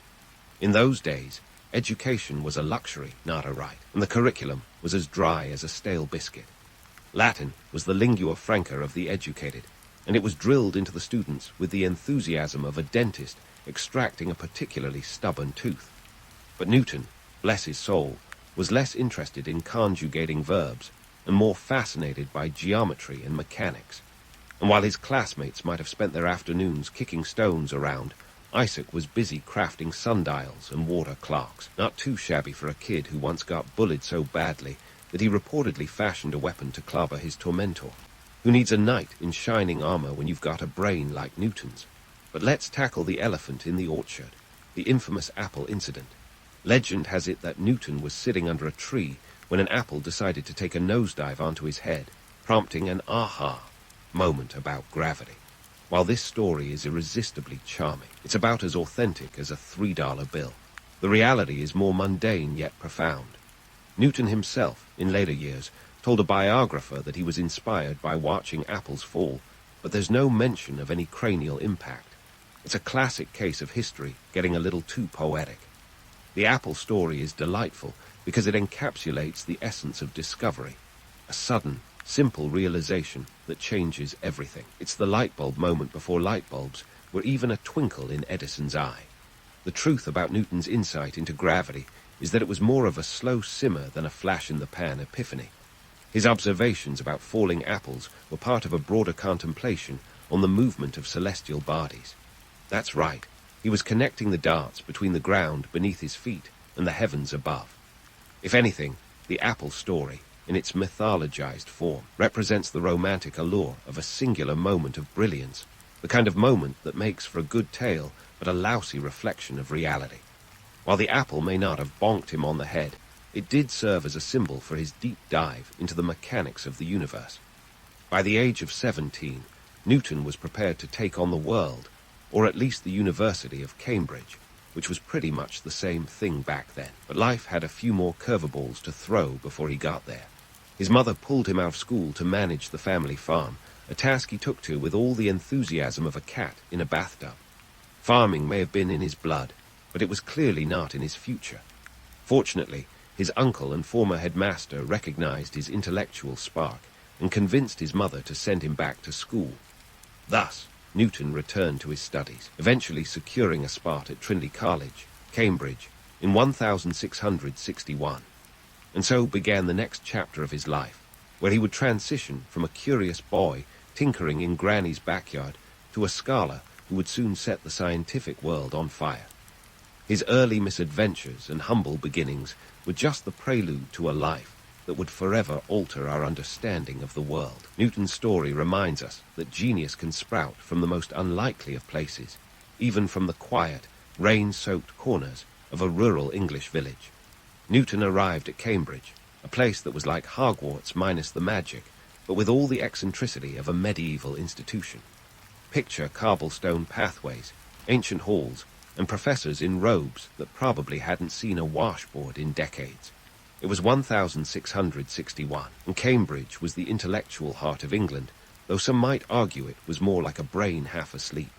The curriculum was still rooted in Aristotelian philosophy, which was about as cutting-edge as using a butter knife to carve a turkey.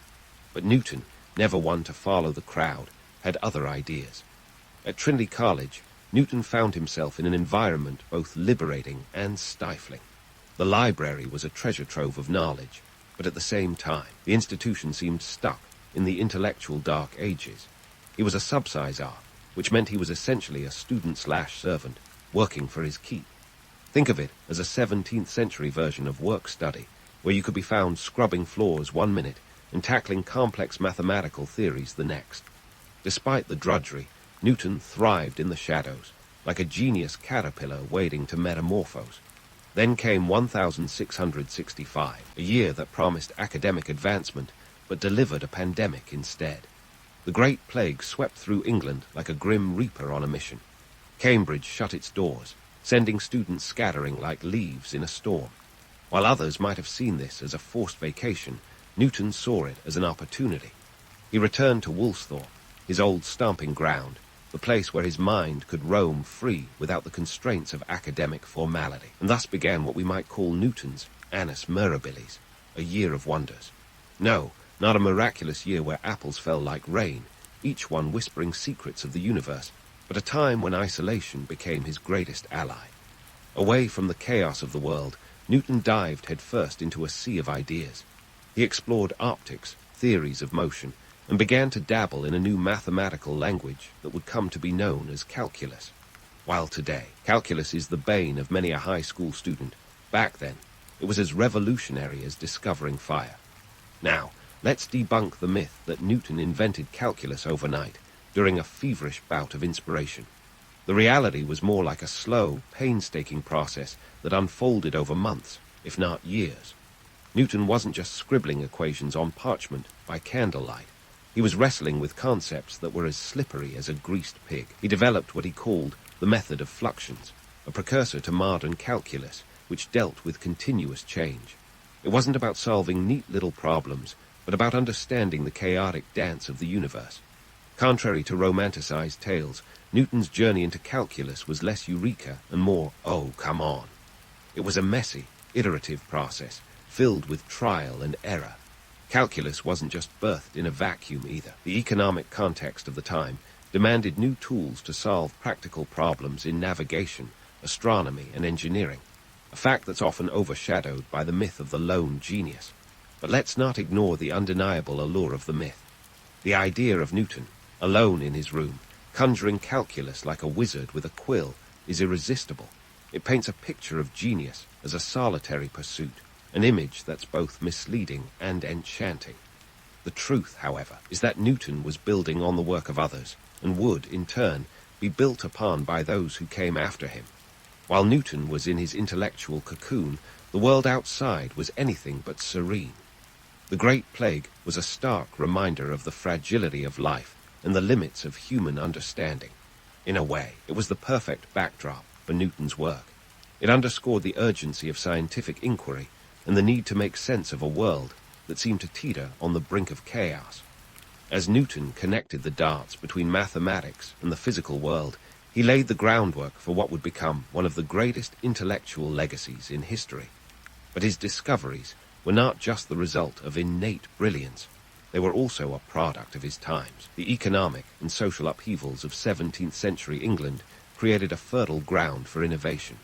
It was a period when old paradigms were being questioned, and new ideas were taking root, much like the seedlings in Newton's own garden of thought.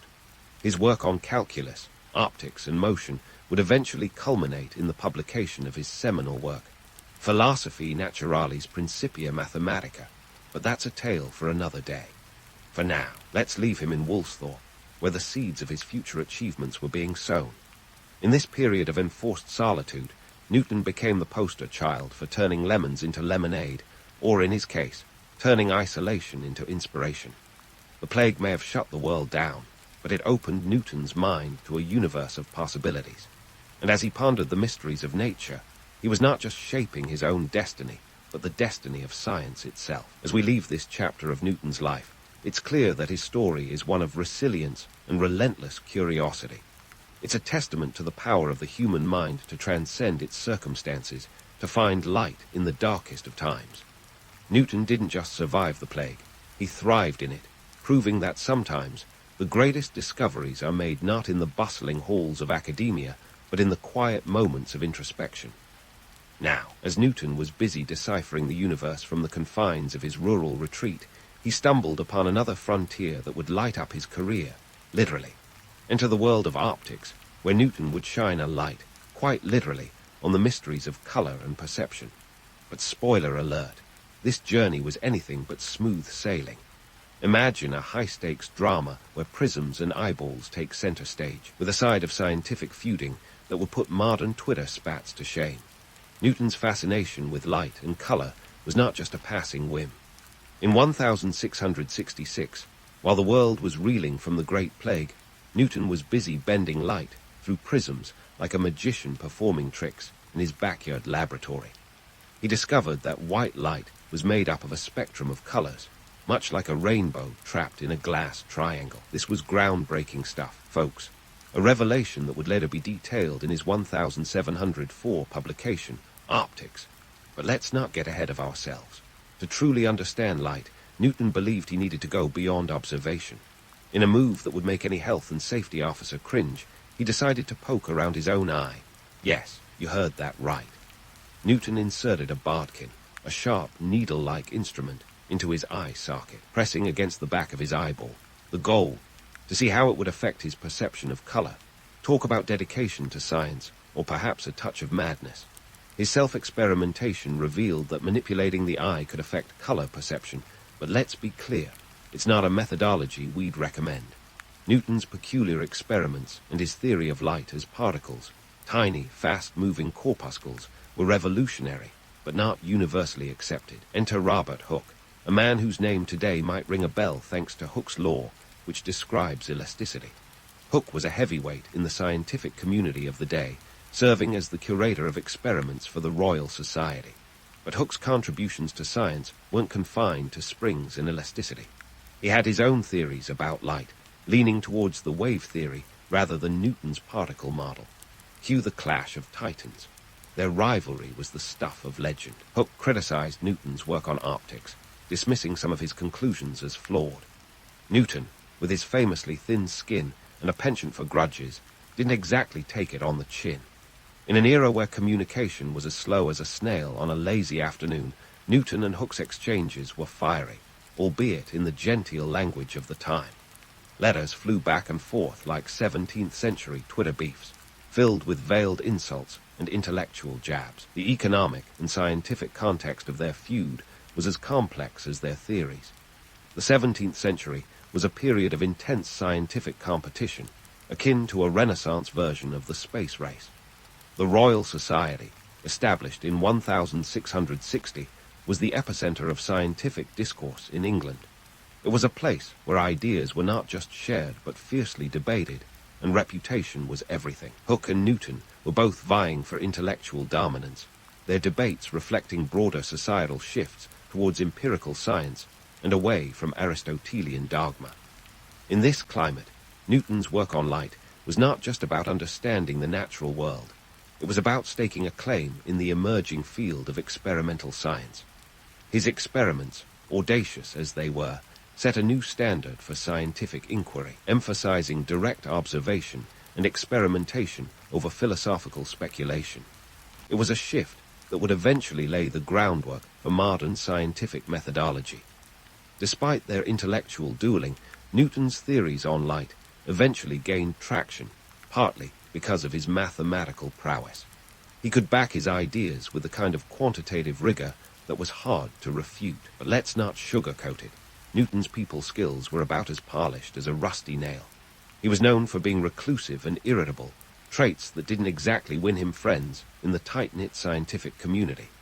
His feud with Hooke was just one example of how his prickly personality often clashed with his undeniable brilliance. Hooke, for his part, was no saint either. He had a reputation for being argumentative and somewhat territorial about his ideas. Their rivalry was a clash of egos as much as it was a clash of ideas. and it reflected the broader tension between established scientific authorities and emerging new thinkers. Hooke's criticisms of Newton's work may have been harsh, but they were not without merit. After all, science thrives on scrutiny and debate, even if it's delivered with a side of personal animosity. As the dust settled on their feud, Newton's contributions to optics became increasingly recognized. He demonstrated that prisms could decompose white light into a spectrum of colors and then recombine it, a finding that contradicted the prevailing theories of the time. His work laid the foundation for the wave-particle duality of light, a concept that wouldn't be fully appreciated until the advent of quantum mechanics centuries later. But Newton's obsession with optics wasn't just a scientific endeavor. It was a reflection of the broader economic and technological changes sweeping through 17th century England. The burgeoning field of optics was driven by practical needs in navigation, astronomy, and even the arts. As telescopes and microscopes became more sophisticated, understanding the behavior of light was crucial for advancing these technologies. Newton's work on optics intersected with these economic and technological demands, making his contributions not only intellectually significant, but practically indispensable. Yet, for all his achievements, Newton's personal shortcomings were never far from the surface.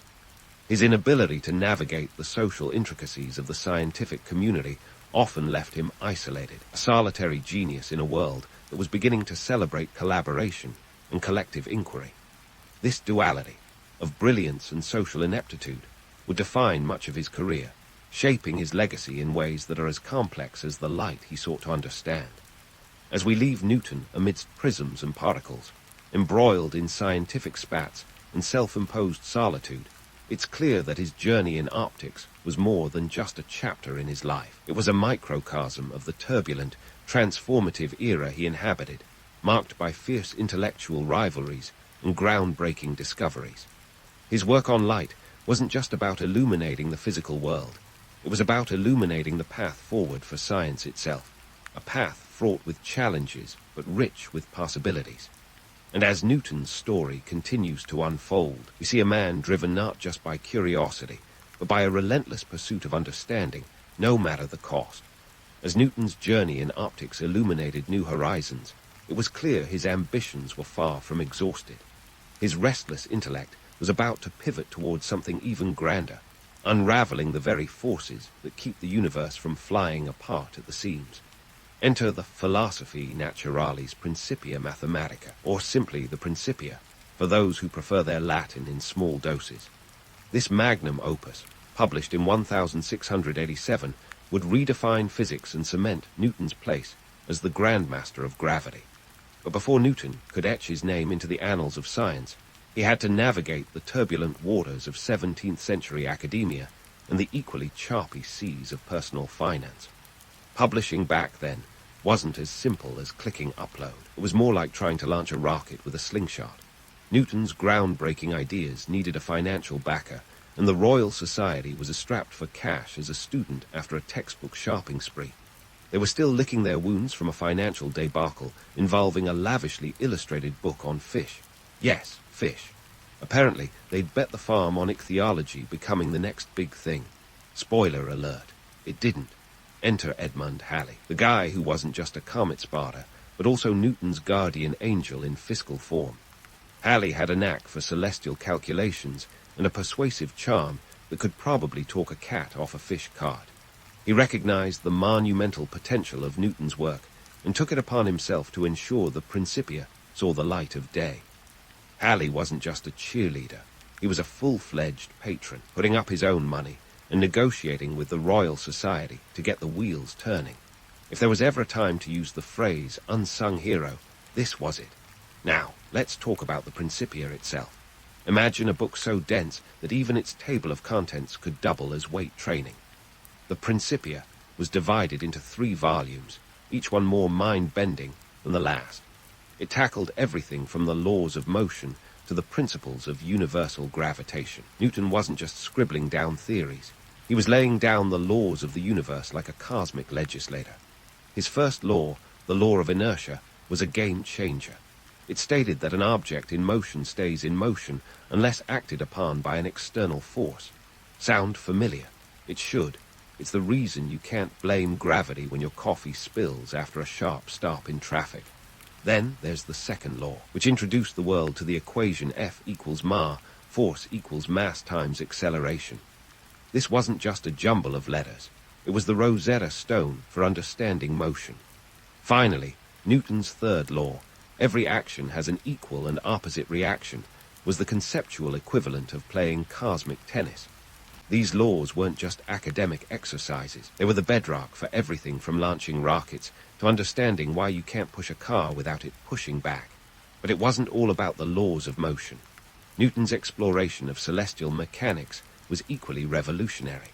He proposed that the same force that makes an apple fall also governs the orbits of planets. This was gravity not just as a local nuisance, but as a universal rulebook. By linking the heavens and the earth, Newton effectively turned the universe into a giant clockwork machine with gravity as its invisible gear. The publication of the Principia marked a seismic shift in scientific thought, but it didn't happen in a vacuum. The economic and social context of the time was ripe for such a revolution. England was on the cusp of the Industrial Revolution, a period that demanded new scientific tools to drive technological progress. Navigation, artillery, and construction all stood to benefit from Newton's insights. The Principia wasn't just a book. It was a blueprint for a rapidly changing world. Yet, despite its brilliance, the Principia was not an instant bestseller. Its dense prose and labyrinthine logic meant it was more likely to be used as a paperweight than a light beach read. Even among the scientific community, it was a slow burn, but those who did grasp its significance understood that Newton had effectively redefined the rules of the game. The old Aristotelian models crumbled like sandcastles before the tide of Newtonian mechanics. While Newton was busy revolutionizing physics, he was also embroiled in a less glamorous battle, the politics of academia. His relationship with the Royal Society was a classic case of its complicated. On the one hand, they were the gatekeepers of scientific discourse. On the other, they were as fickle as a cat in a room full of rocking chairs. Newton's earlier spats with Robert Hooke had left him wary, and the memory of their prickly exchanges was far from forgotten. Hooke, who had his own theories about planetary motion, was less than thrilled with Newton's rising star. Their rivalry was like a Shakespearean drama, full of envy, ambition, and the occasional insult hurled across a meeting room. Hooke accused Newton of borrowing ideas, a claim Newton met with the kind of silent fury that could intimidate a librarian. But Hooke's criticisms, while often exaggerated, weren't entirely without basis. Scientific inquiry thrives on scrutiny, and even Newton's work was not above it. The publication of the Principia also had broader implications. It was a declaration of the power of reason and observation over superstition and dogma. Newton's work was a cornerstone of the Enlightenment, a period that championed science, logic, and empirical evidence. In a world where astrology often held more sway than astronomy, the Principia was a manifesto for a new era of rationality. Despite its monumental impact, the path to publication was fraught with challenges. Newton's meticulous nature meant that revisions were constant, and his perfectionism was both a blessing and a curse. The Principia could have easily remained an eternal work in progress, like a painter who never puts down the brush.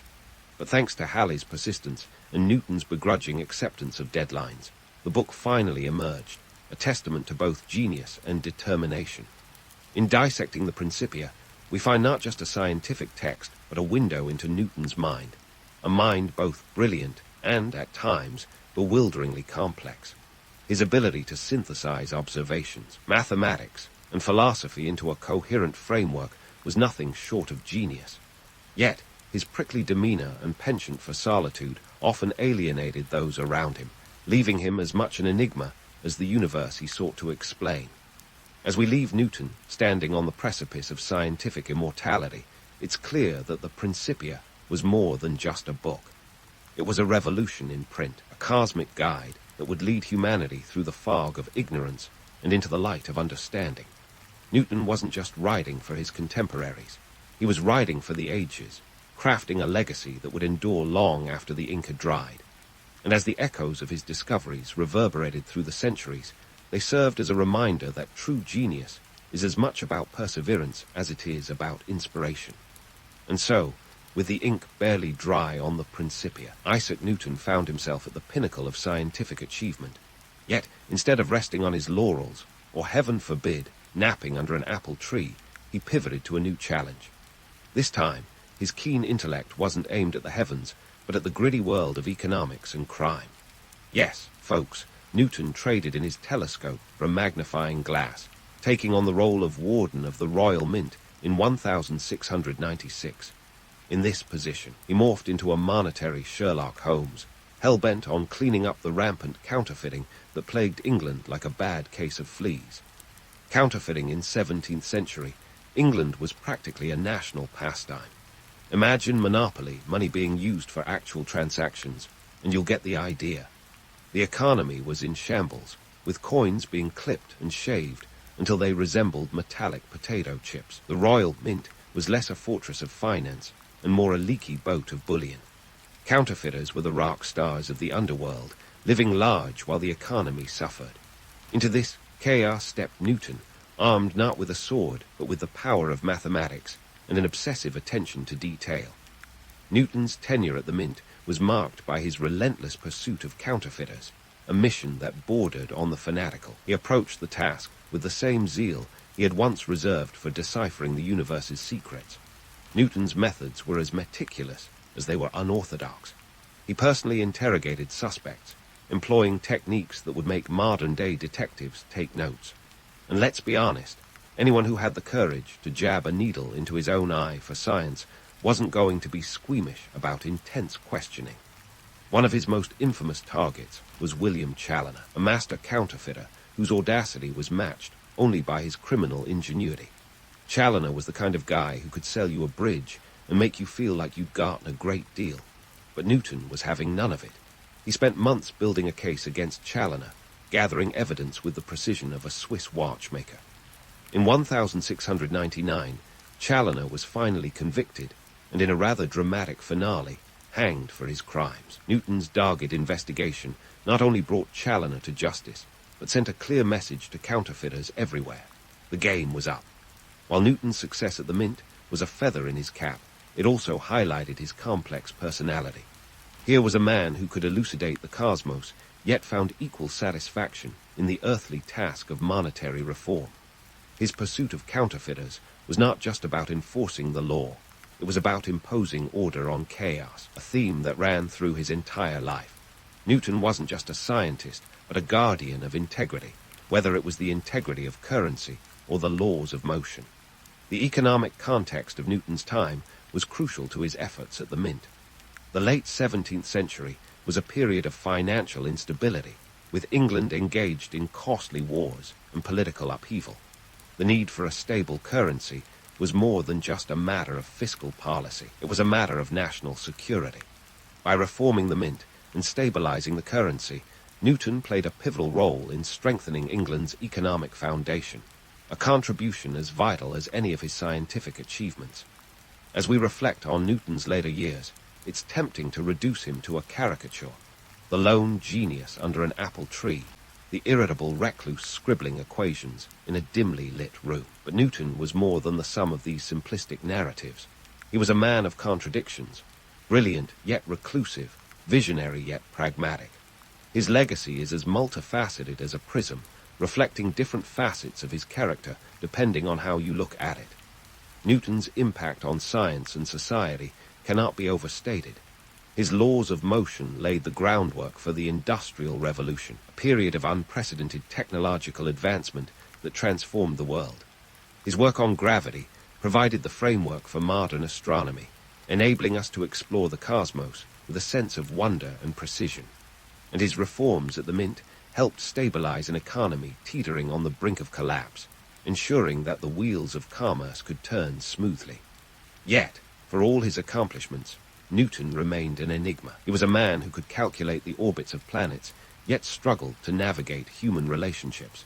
His prickly personality often alienated those around him, leaving him isolated in a world that was beginning to celebrate collaboration and collective inquiry. But perhaps this solitude was a necessary condition for his genius, a space where his mind could roam freely without the constraints of social niceties. As we wrap up our exploration of Newton's life, it's clear that his story is one of resilience and relentless curiosity. He was a man who refused to be defined by his circumstances, whether it was the humble village of Woolsthorpe or the cutthroat world of London finance. Newton's legacy is a testament to the power of the human mind to transcend its limitations and illuminate the darkest corners of understanding. In the end, Newton's life reminds us that true genius is not about having all the answers, but about asking the right questions. It's about challenging the status quo and daring to see the world not as it is, but as it could be.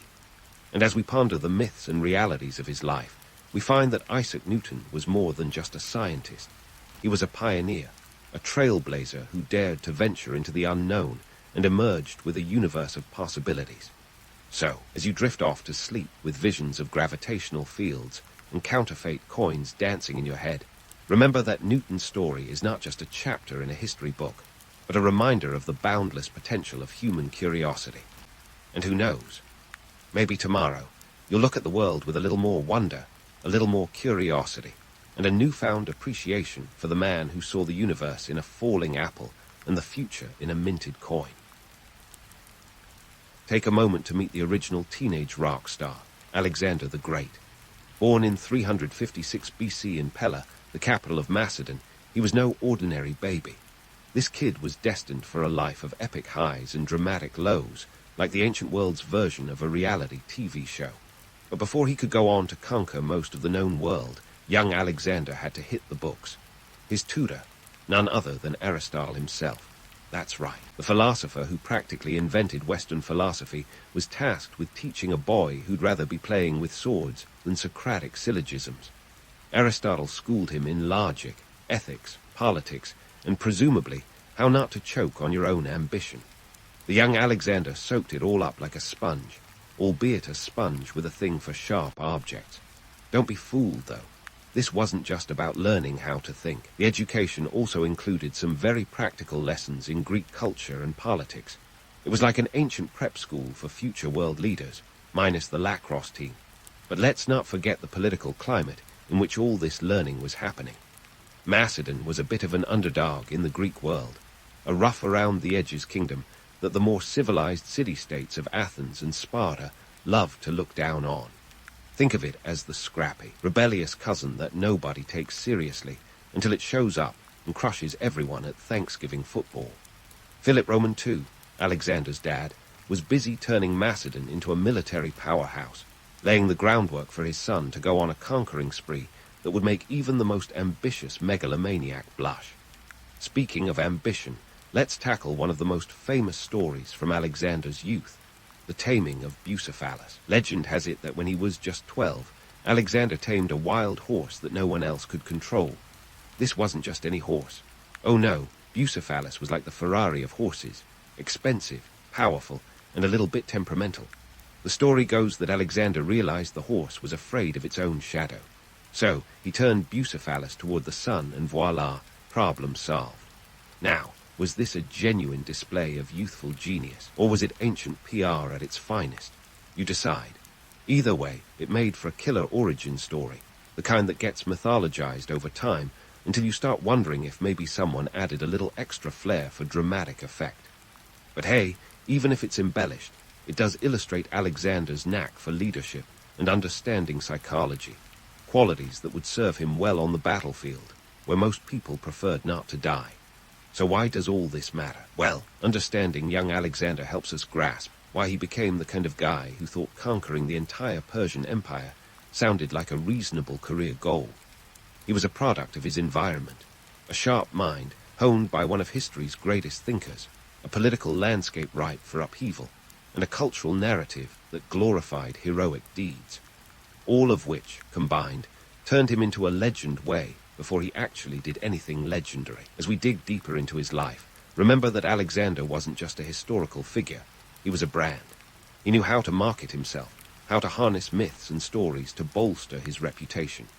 In a world where most people went their entire lives without leaving their hometown, Alexander made sure everyone, everywhere, knew his name. Whether through feats of daring or strategic brilliance, he crafted a persona that transcended time. So buckle up, because this is just the beginning of our journey through the life of a man whose lasting impact on the world is still felt today. From the dusty plains of Macedon to the opulent cities of Persia, Alexander the Great was more than just a conqueror. He was the trailblazer of his era, setting the stage for a new age of empires and cultures. And it all started with a boy, his tutor, and a horse with a flair for the dramatic. Now, Alexander wasn't just sitting around waiting for greatness to knock on his palace door. No, he was out there shaking the lark off the thing. When his father, Philip Roman II, met his untimely end in 336 BC by assassination, because nothing says family drama quite like a regicidal plot, Alexander jumped into action. At just 20 years old, he snagged the throne of Macedon like it was a Black Friday deal on flat-screen TVs. But this wasn't your average Game of Thrones-style power grab. Oh no, young Alexander had to prove he was more than just a prince with a famous last name and a killer jawline. His first order of business: quelling revolts faster than you can say insurrection. The Greek city-states thought they'd take advantage of the power vacuum and regain some independence. Bad move, guys. Alexander swooped in, asserting control with a mix of diplomacy and old-fashioned butt-kicking. He even raised the city of Thebes to the ground as a warning: mess with the bull and you get the horns, or in this case the phalanx. Now onto the main event, the Persian Empire, a sprawling multi-ethnic behemoth that stretched from the Aegean Sea to the Indus River. Picture it as the ancient world's corporate giant, and Alexander as the scrappy startup looking to disrupt the market. His ambition, massive. His resources, not so much. Alexander had around 40,000 troops and a treasury that would make a college student's bank account look plush. Yet, armed with tactical brilliance and a knack for improvisation, he wasn't one to let a little thing like overwhelming odds stop him. Enter the Battle of Issus in 333 BC, where Alexander faced off against Darius Roman III, the Persian king. Darius rolled in with an army reportedly numbering over 100,000. You'd think this would be a no-brainer, David and Goliath style, with Goliath finally getting his due. But no, Alexander's tactical genius shone like a lighthouse in a storm. By exploiting the narrow terrain, he neutralized the Persian numerical advantage. He led a cavalry charge straight at Darius, causing the mighty king to flee the field like a cat from a cucumber. Alexander's victory at Issus wasn't just a military coup. It was a psychological one. The Persian Empire was shaking in its sandals. But let's pump the brakes on the hero worship, shall we? This wasn't just Alexander charming his way to victory with a winning smile and a couple of good speeches. His charisma, while legendary, didn't stop arrows or feed armies.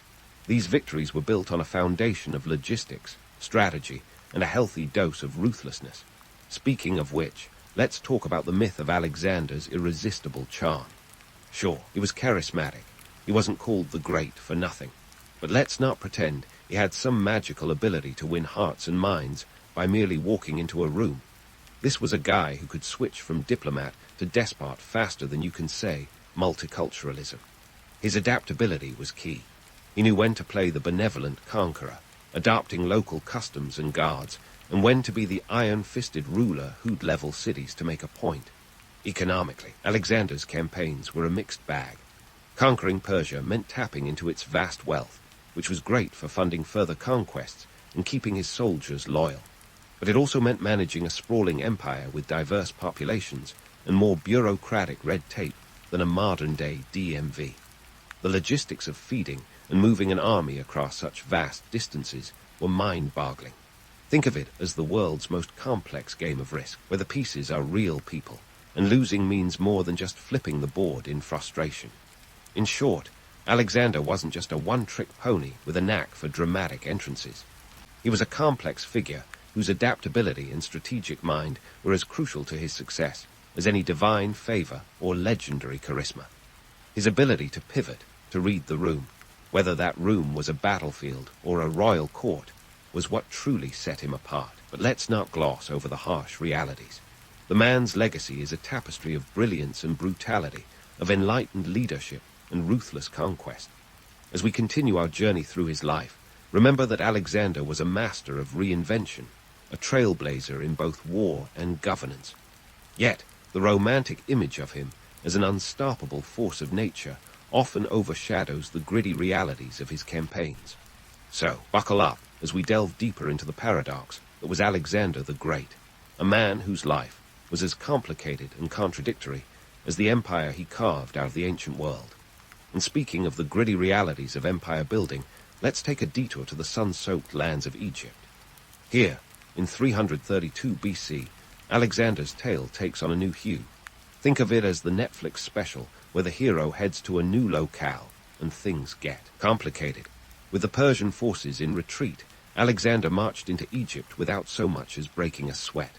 The Egyptians, none too fond of their Persian overlords, practically rolled out the red carpet. For Alexander, it was less a conquest and more of a welcome party. I mean, who wouldn't want an invitation to rule one of the ancient world's most storied lands without having to fire a single arrow? But here's where things get interesting. Alexander wasn't just there to add Egypt to his collection like a new stamp in his imperial passport. No, he had bigger plans. Enter the founding of Alexandria, a city so iconic that its name remains etched in global consciousness like a catchy pop song chorus. Alexandria wasn't just a name on a map. It was a statement. This was Alexander's bid to fuse Greek and Egyptian cultures into a cosmopolitan hub that would make even the most ardent cosmopolite blush. Picture it, a sprawling metropolis that combined Greek architecture with Egyptian grandeur, where philosophers and mathematicians would eventually rub elbows with traders and artisans. Now, let's talk logistics. Founding a city is no walk in the park, especially when your park is the Nile Delta. Alexander wasn't just plonking down some marble columns and calling it a day. This was a meticulously planned urban dreamscape. According to sources, he laid out the city's grid himself, using flour to mark the roads. Yes, you heard that right, flour. No word on whether he baked a celebratory cake afterward, but it does make you wonder about his grocery budget. The city was strategically located to exploit Egypt's resources and facilitate trade between the Mediterranean and the Nile. It was like the ancient version of setting up shop next to a major highway, but with more pyramids and fewer fast food joints. In economic terms, Alexandria quickly became a bustling trade center, drawing goods and people from across the known world. The city's location made it a natural hub for commerce. Its establishment marked a significant shift in the economic landscape. The influx of wealth and culture transformed it into a melting pot, a vibrant stew of ideas and innovations. But let's not get too misty-eyed just yet. Alongside this cultural exchange came the kind of logistical headaches that would make any city planner reach for a stronger drink. Managing this burgeoning metropolis was no small feat. Picture the bureaucratic nightmare of collecting taxes, maintaining infrastructure, and ensuring the local populace didn't revolt every time a new shipment of Greek olives came through the port. It's like trying to balance a checkbook while juggling flaming swords. Impressive when it works, catastrophic when it doesn't. But Alexander wasn't content with just being a city planner or a benevolent ruler. Oh no, he had a penchant for theatrics that would put your average Hollywood blockbuster to shame. In Egypt, he wasn't just a king. He was hailed as a living god. The Oracle of Ammon at the Siwa Oasis supposedly confirmed his divine status. Or at least, that's how the story goes.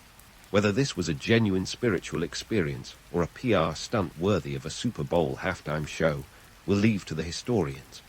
Either way, Alexander's divinity became a convenient tool for consolidating power, because nothing says, "Obey me," quite like the backing of the gods. Yet this divine narrative was a double-edged sword. On one hand, it elevated his status, giving him a near-mythical aura that bolstered his authority. On the other, it set a precedent that was hard to live up to. Being worshipped as a god might sound like a sweet gig, but it also comes with expectations that are, well, superhuman.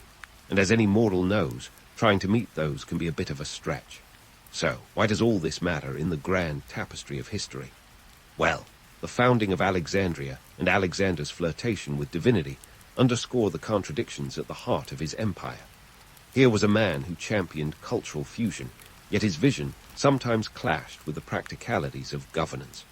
His aspirations for a unified world were constantly at odds with the messy, human realities of ruling a diverse empire. It's like trying to host a dinner party where half the guests are vegan, The rest are carnivores, and you're expected to serve the perfect meal to everyone. And let's not forget the cultural exchanges that followed. Alexandria became a beacon of knowledge, home to the great library and the famed lighthouse, one of the 7 wonders of the ancient world. It was a place where Greek and Egyptian ideas mingled, leading to advancements in science, philosophy, and art. Yet, this cultural synergy was often overshadowed by Alexander's more immediate concerns, like keeping his newly acquired territories from imploding into chaos. As we continue our journey through the life of Alexander, remember that his story is more than just a series of conquests. It's a tale of ambition and adaptation, of vision and reality. His legacy is a testament to the complexities of leadership in a world where the boundaries between myth and history were as fluid as the sands of the Egyptian desert. So, stick around as we delve deeper into the enigma that is Alexander the Great, a man whose dreams were as grand as his conquests were brutal. As we transition from the sun-drenched sands of Egypt to the lush, mysterious expanses of India, let's dive into what can only be described as Alexander's most audacious chapter yet. Picture this. It's 327 BC, and after a decade of victories and city building, Alexander's empire stretches from Greece to the Indus River. This is the kind of itinerary that would make even the most seasoned globetrotter dizzy. But for Alexander, it was just another day at the office. His sights were now set on India, a land of wealth, wonder, and, as he'd soon discover, a few surprises. Now, Alexander wasn't the first to think India sounded like a fabulous idea. The Greeks had tales of its riches, elephants, and exotic spices that would make any foodie's mouth water. But the reality of getting there, that was a journey fraught with challenges that couldn't be solved by merely turning a horse toward the sun, metaphorically speaking. The campaign into India was, in many ways, a logistical nightmare wrapped in a heroic narrative. We're talking about marching an army of tens of thousands through terrain that made the Alps look like a gentle Sunday hike. Enter King Porus, the ruler of the region of Punjab. Porus was no pushover. When the two met at the Battle of the Hydaspes in 326 BC, it was less a clash of swords and more a clash of titanic egos. Alexander, ever the tactician, faced a formidable opponent who brought war elephants to the party. Yes, elephants. Think of them as the ancient equivalent of tanks, but with more personality and a penchant for peanut butter. Despite being outnumbered and facing these colossal creatures, Alexander's tactical brilliance shone through once more.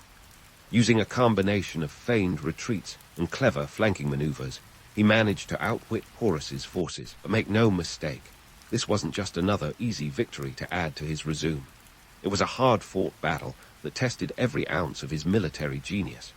Porus, for his part, fought valiantly and earned Alexander's respect, leading to a mutual admiration that saw Porus not only spared, but reinstated as ruler under Alexander's suzerainty.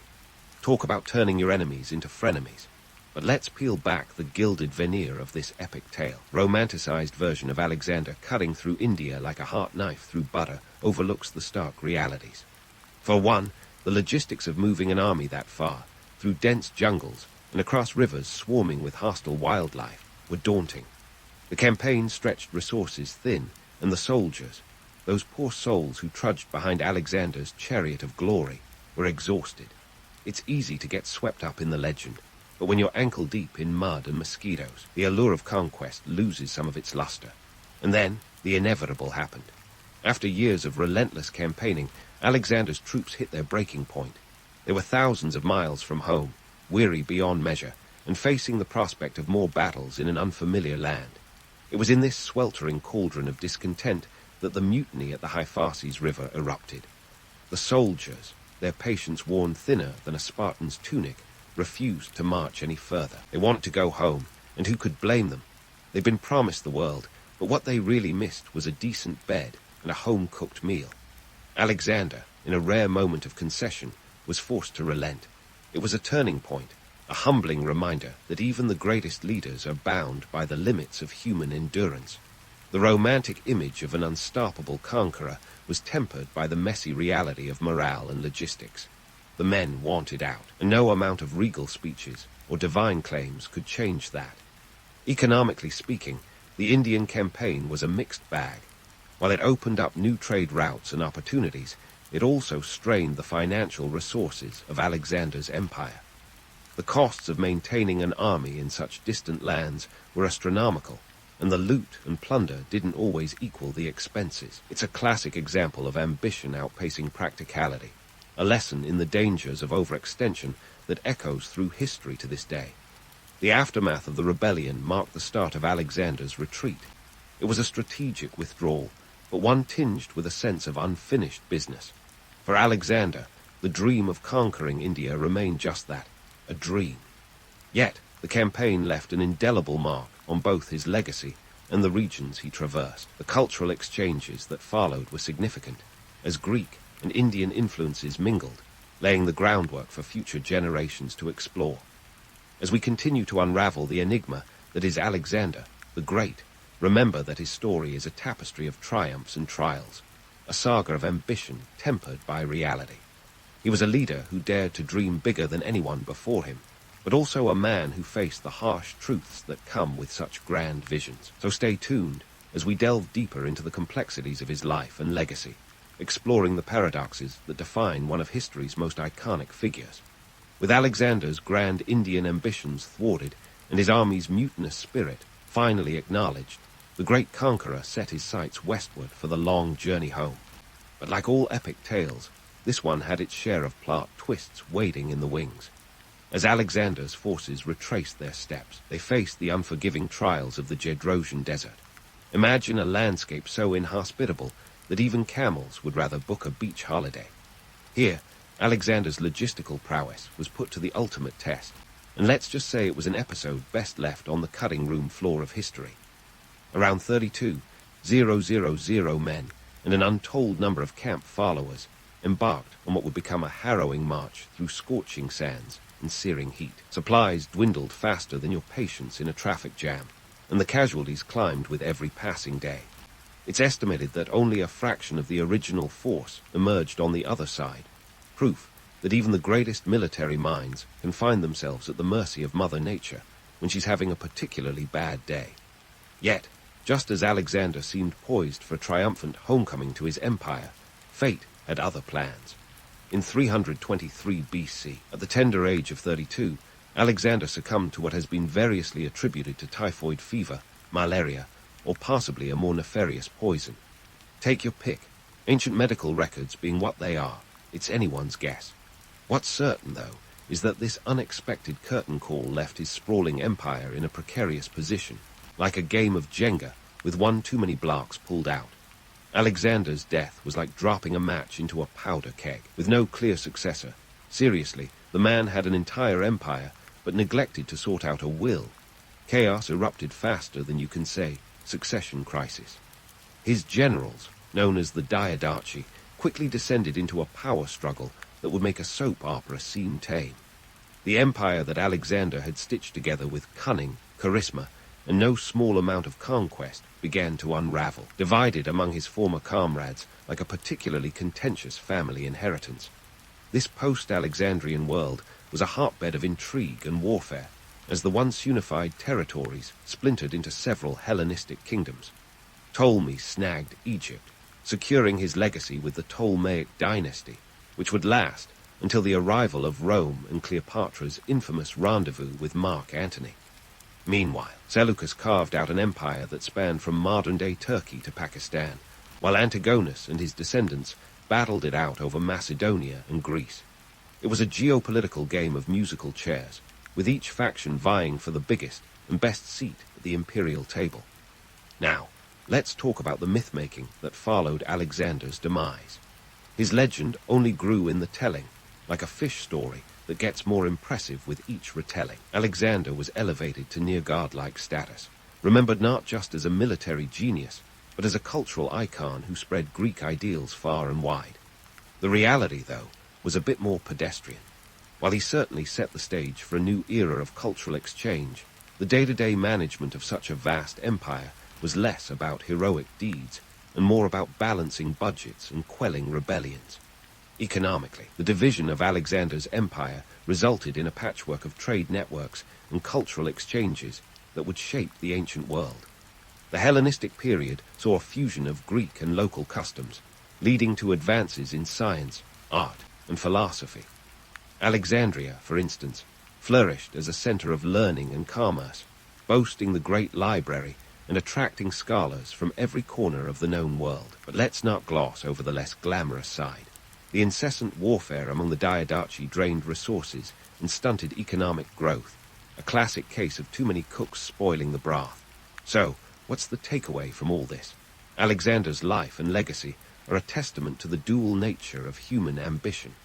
On one hand, he was a visionary who dared to dream of a world united under one banner, spreading ideas and cultures as he went.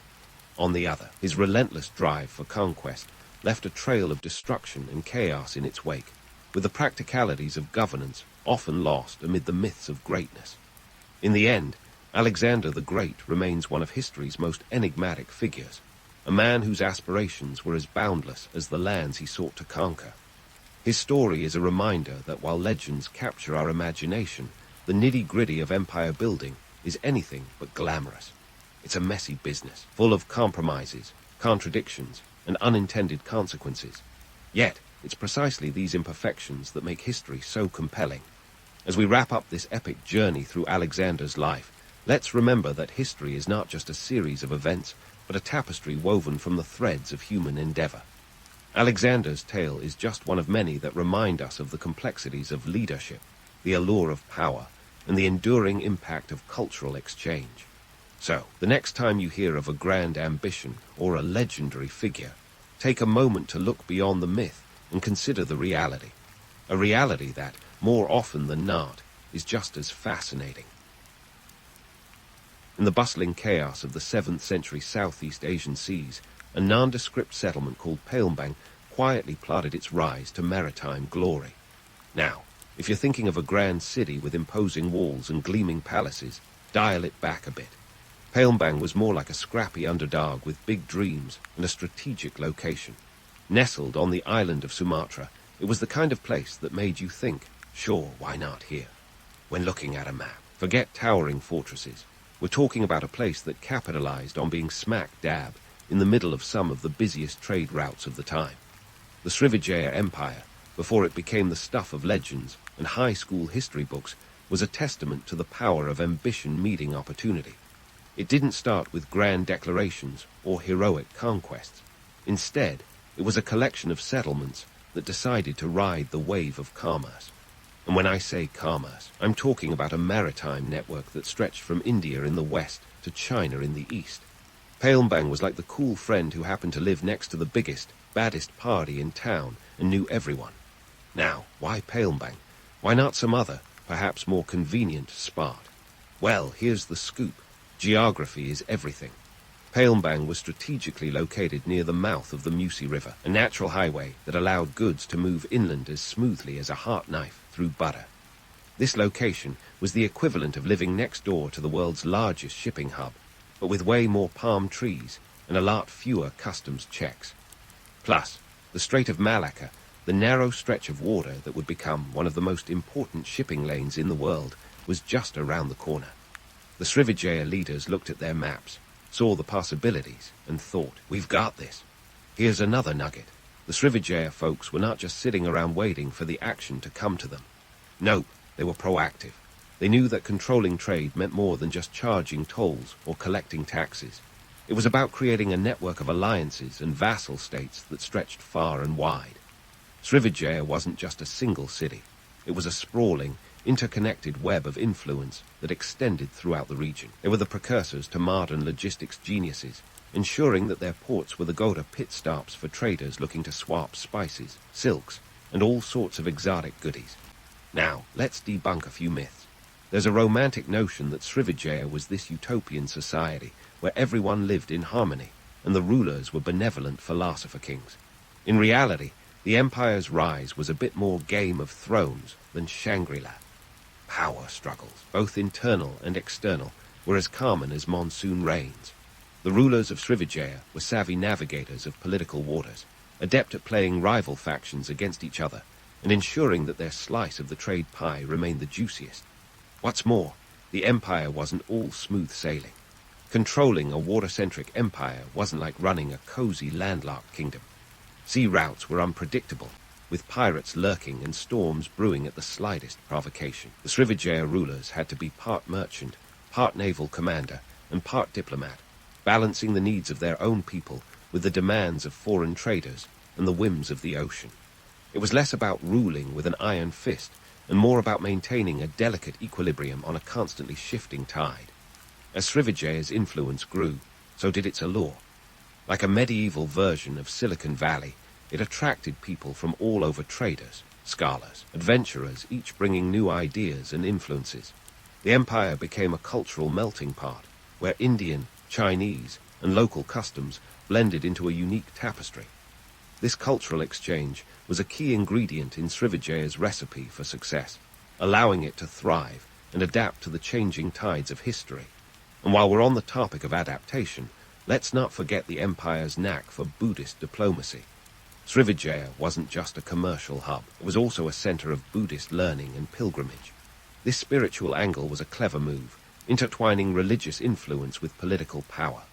The rulers sponsored monasteries and scholars, positioning themselves as patrons of the faith and earning goodwill from their neighbors and beyond. It was a diplomatic masterstroke, using soft power long before the term was even coined. So, there you have it, the origins of the Srivijaya Empire, a tale of strategic positioning, savvy politics, and a bit of luck. Palembang may not have started as a grand metropolis, but it sure knew how to play its cards right in the game of empires. And as the tides of trade continued to ebb and flow, Srivijaya rode the waves, shaping the destiny of a region and leaving its mark on history. It's a story that reminds us that sometimes the most unlikely places can become the epicenter of greatness. All it takes is the right mix of ambition, opportunity, and a good spot on the map. With Palembang's strategic positioning firmly established, let's zoom in on what really made Srivijaya tick, the bustling economic engine of the Malacca Strait. This wasn't just any old waterway. It was the Silk Road of the sea, the Amazon prime of the ancient world, funneling riches and exotic goods between the east and the west. Srivijaya became the gatekeeper, and boy, did they know how to charge for entry. The empire pulled off the impressive feat of turning a narrow stretch of water into a cash cow, and all without a single skyscraper or stock exchange in sight. Imagine for a moment, spices, silks, ceramics, and precious metals flowing like an endless buffet of riches through the ports of Srivijaya. Ships laden with cargo would pass through, and the empire's officials, ever so politely, would collect tolls that would make even the most hardened tax collector blush. We're talking about revenues that could rival the GDP of a small nation today. Now, you might wonder, how did they manage this? Well, Srivijaya's leaders were the maestros of maritime monopoly. They didn't just sit back and let the goods roll in. They were proactive, maintaining a fleet that was part Coast Guard, part customs authority. Their naval power was their insurance policy, ensuring that trade flowed smoothly, or at least smoothly enough to keep their coffers brimming. It was a delicate dance of diplomacy and deterrence, ensuring that traders felt both welcomed and watched. Let's put this into perspective with some concrete data. By the 8th century, Srivijaya had crafted an intricate toll system that would make a modern-day highway look like a freebie. Ships passing through the Strait of Malacca had to pay tribute, often in the form of goods rather than currency, which was a win-win for the empire. They could then resell these goods or use them to further their own trade interests. It was a cycle of wealth that kept the empire ticking like a well-oiled machine. The goods themselves were a veritable smorgasbord of the exotic and the essential. From cloves and nutmeg, spices that were worth their weight in gold, to Chinese silk and Indian textiles, Srivijaya's ports were a marketplace of dreams. And let's not forget the role of Srivijaya as a middleman in the trade of Buddhist relics and scriptures.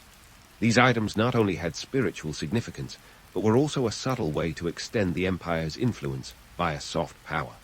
Of course, all this wheeling and dealing required a bit of PR spin.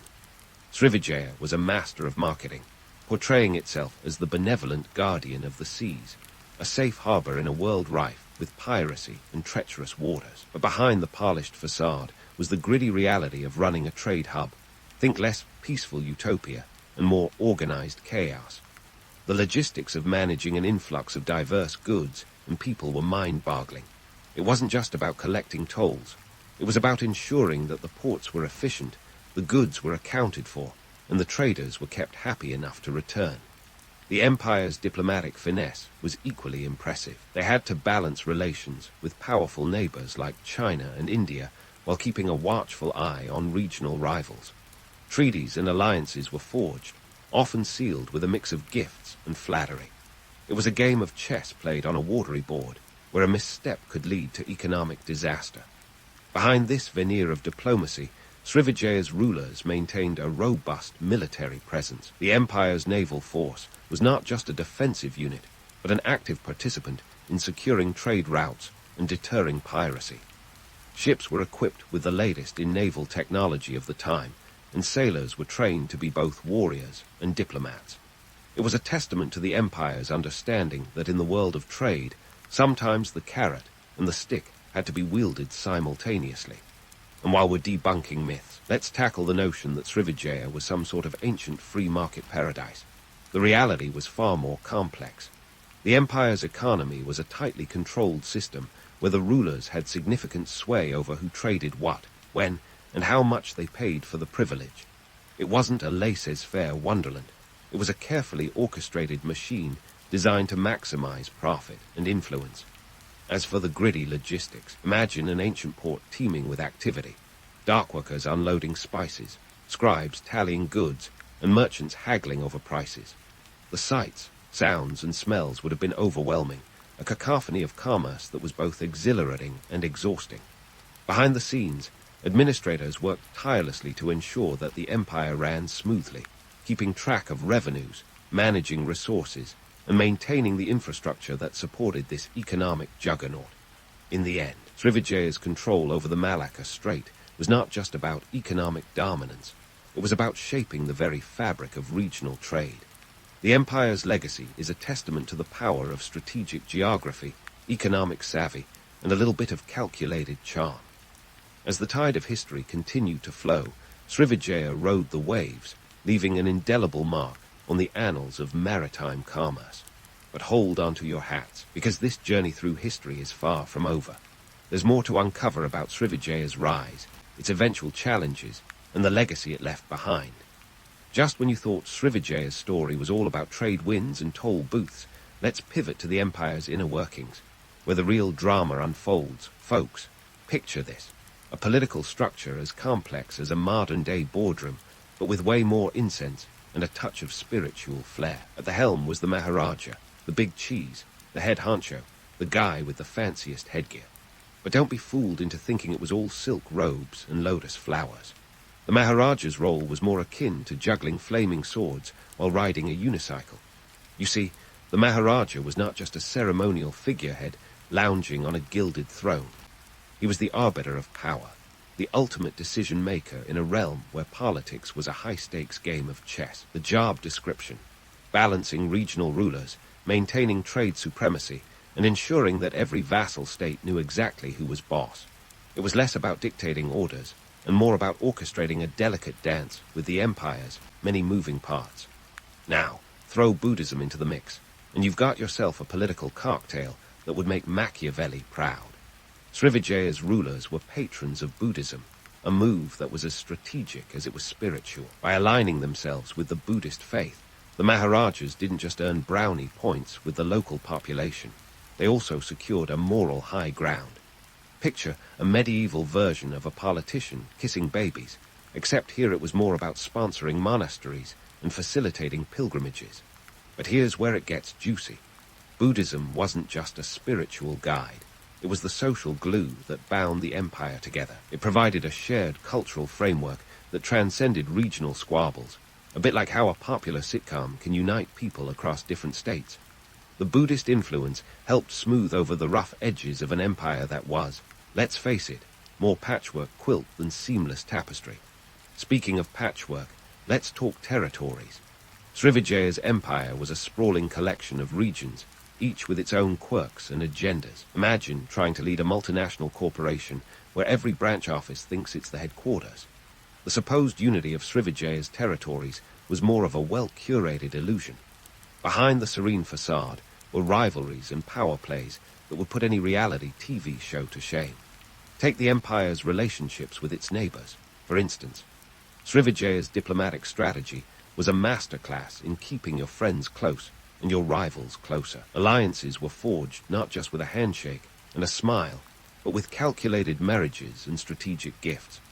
The empire was like that savvy party host who knows exactly how to keep everyone entertained while subtly steering the conversation. However, for all its finesse, Srivijaya's political landscape was a minefield. The empire had to constantly navigate tensions with regional powers like Java and the Khmer Empire. These relationships were as volatile as a celebrity feud, with alliances shifting faster than the latest fashion trends. One moment, Java might be a trading partner. The next, a competitor waiting to pounce. And let's not forget the looming presence of China and India, the regional superpowers of the time. Srivijaya's rulers were well aware that keeping these giants happy was crucial to their own survival. Tribute missions to the Chinese court were common, a bit like sending Christmas cards to your in-laws, essential for maintaining good relations, but fraught with the potential for misunderstandings. The role of the Maharaja in managing these relationships was critical. He had to be part diplomat, part strategist, and part visionary, always looking for ways to secure the empire's place in the regional pecking order. It was a balancing act that required both cunning and charisma, traits that not every ruler possessed in equal measure. In the midst of this political whirlwind, Srivijaya's rulers also had to contend with internal challenges. The empire's vastness meant that local leaders often had aspirations of their own, dreams of independence that could threaten the fragile unity. The Maharaja's job was to keep these ambitions in check, a task that required a deft hand and a keen understanding of human nature. Imagine trying to keep a group of cats herded while simultaneously knitting a sweater. That's the kind of multitasking Srivijaya's rulers had to master. The key was to offer just enough autonomy to keep the regional leaders content while ensuring that the central authority remained unchallenged. It was a political tightrope walk that few could manage without a slip. So, while the romantic image of a harmonious empire might be appealing, the reality was far more complex.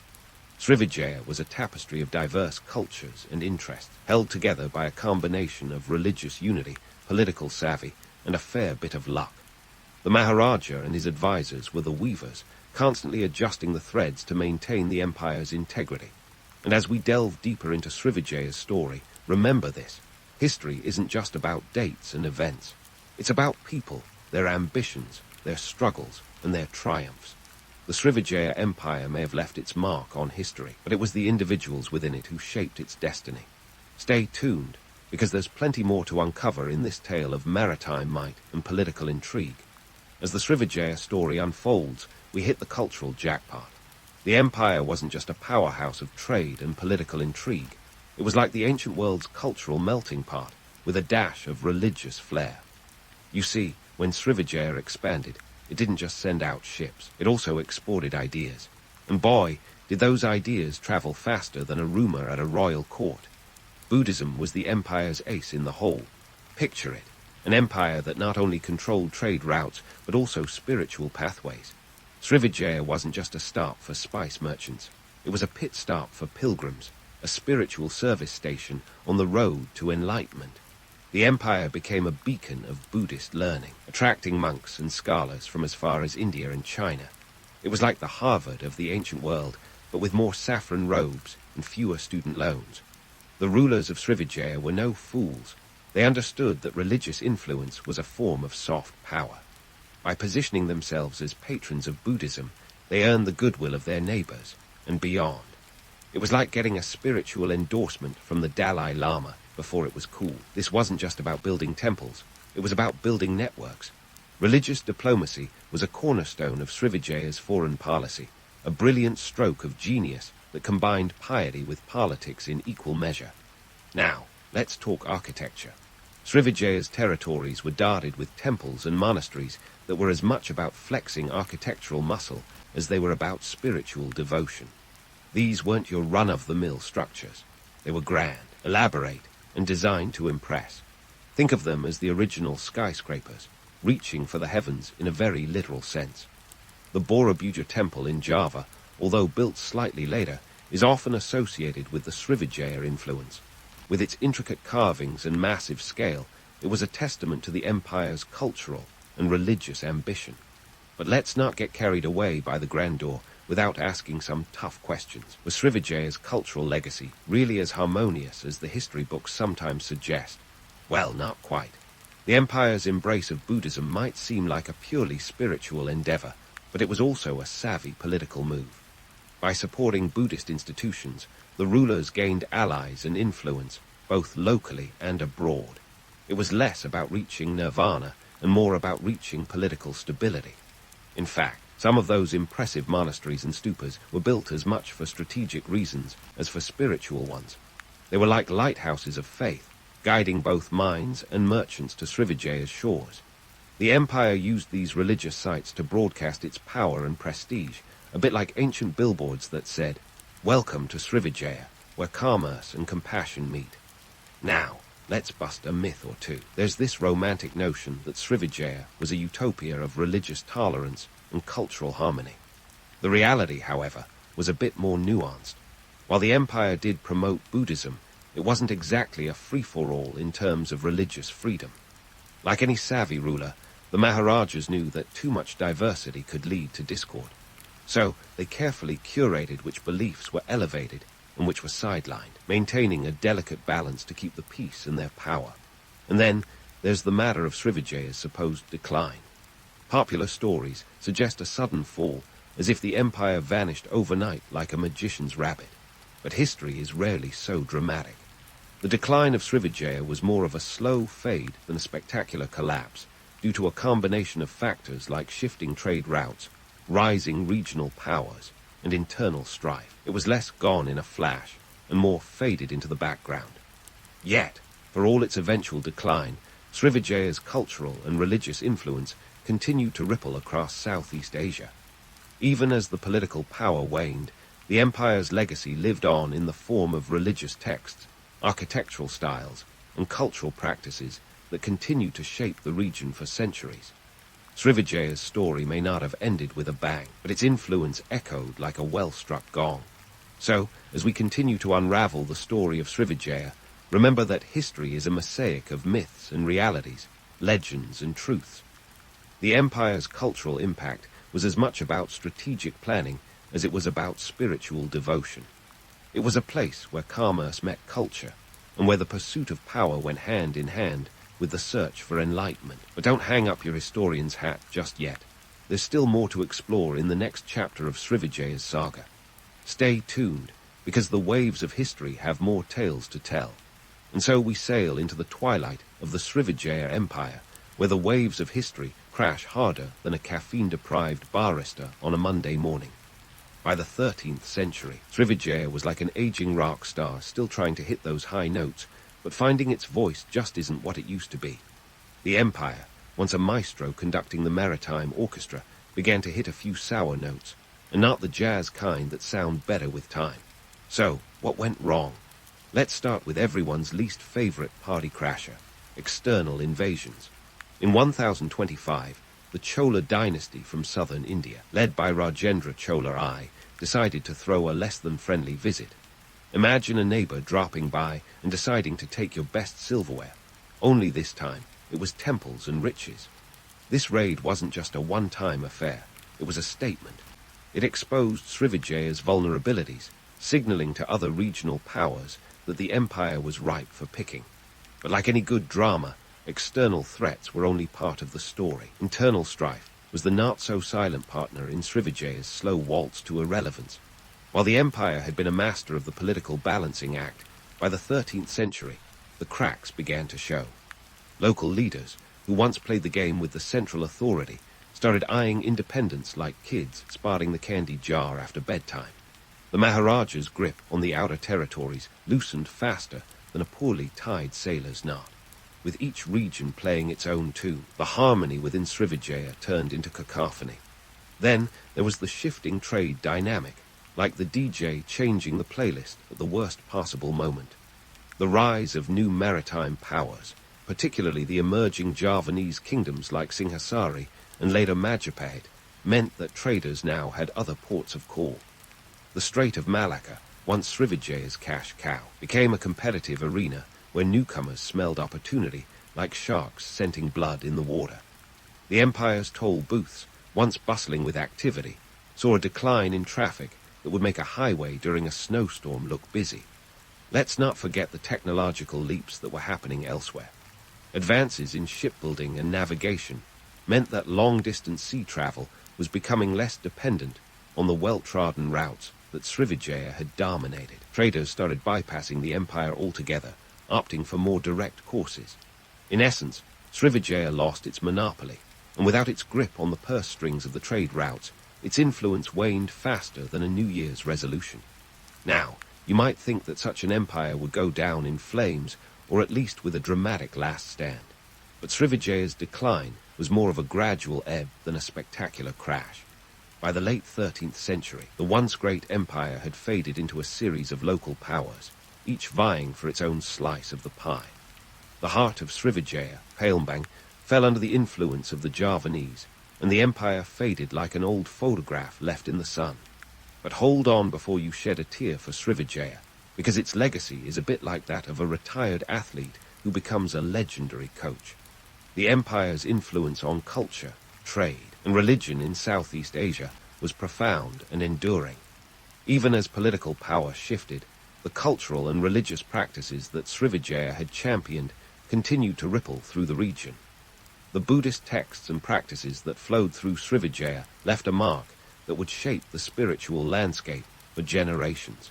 And let's take a moment to reflect on how history tends to romanticize these fallen empires, turning them into the stuff of legends while glossing over the messy realities. The story of Srivijaya is no exception. We love to remember the grandeur, the bustling ports, and the cultural splendor, but we often forget the political machinations, the economic pressures, and the very human flaws that led to its decline. History has a way of polishing the past until it gleams, ignoring the rust and cracks that tell the real story.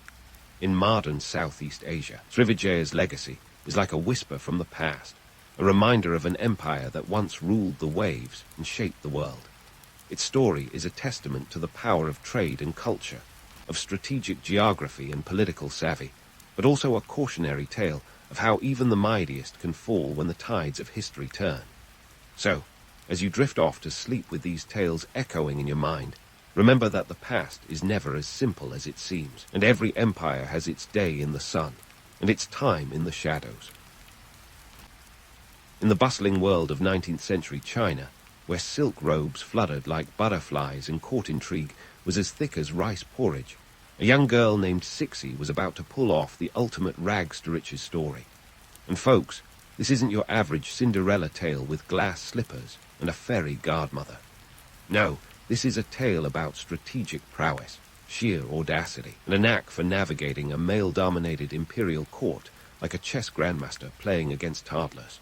Born in 1835, Cixi didn't exactly have the royal pedigree that screams future ruler of China.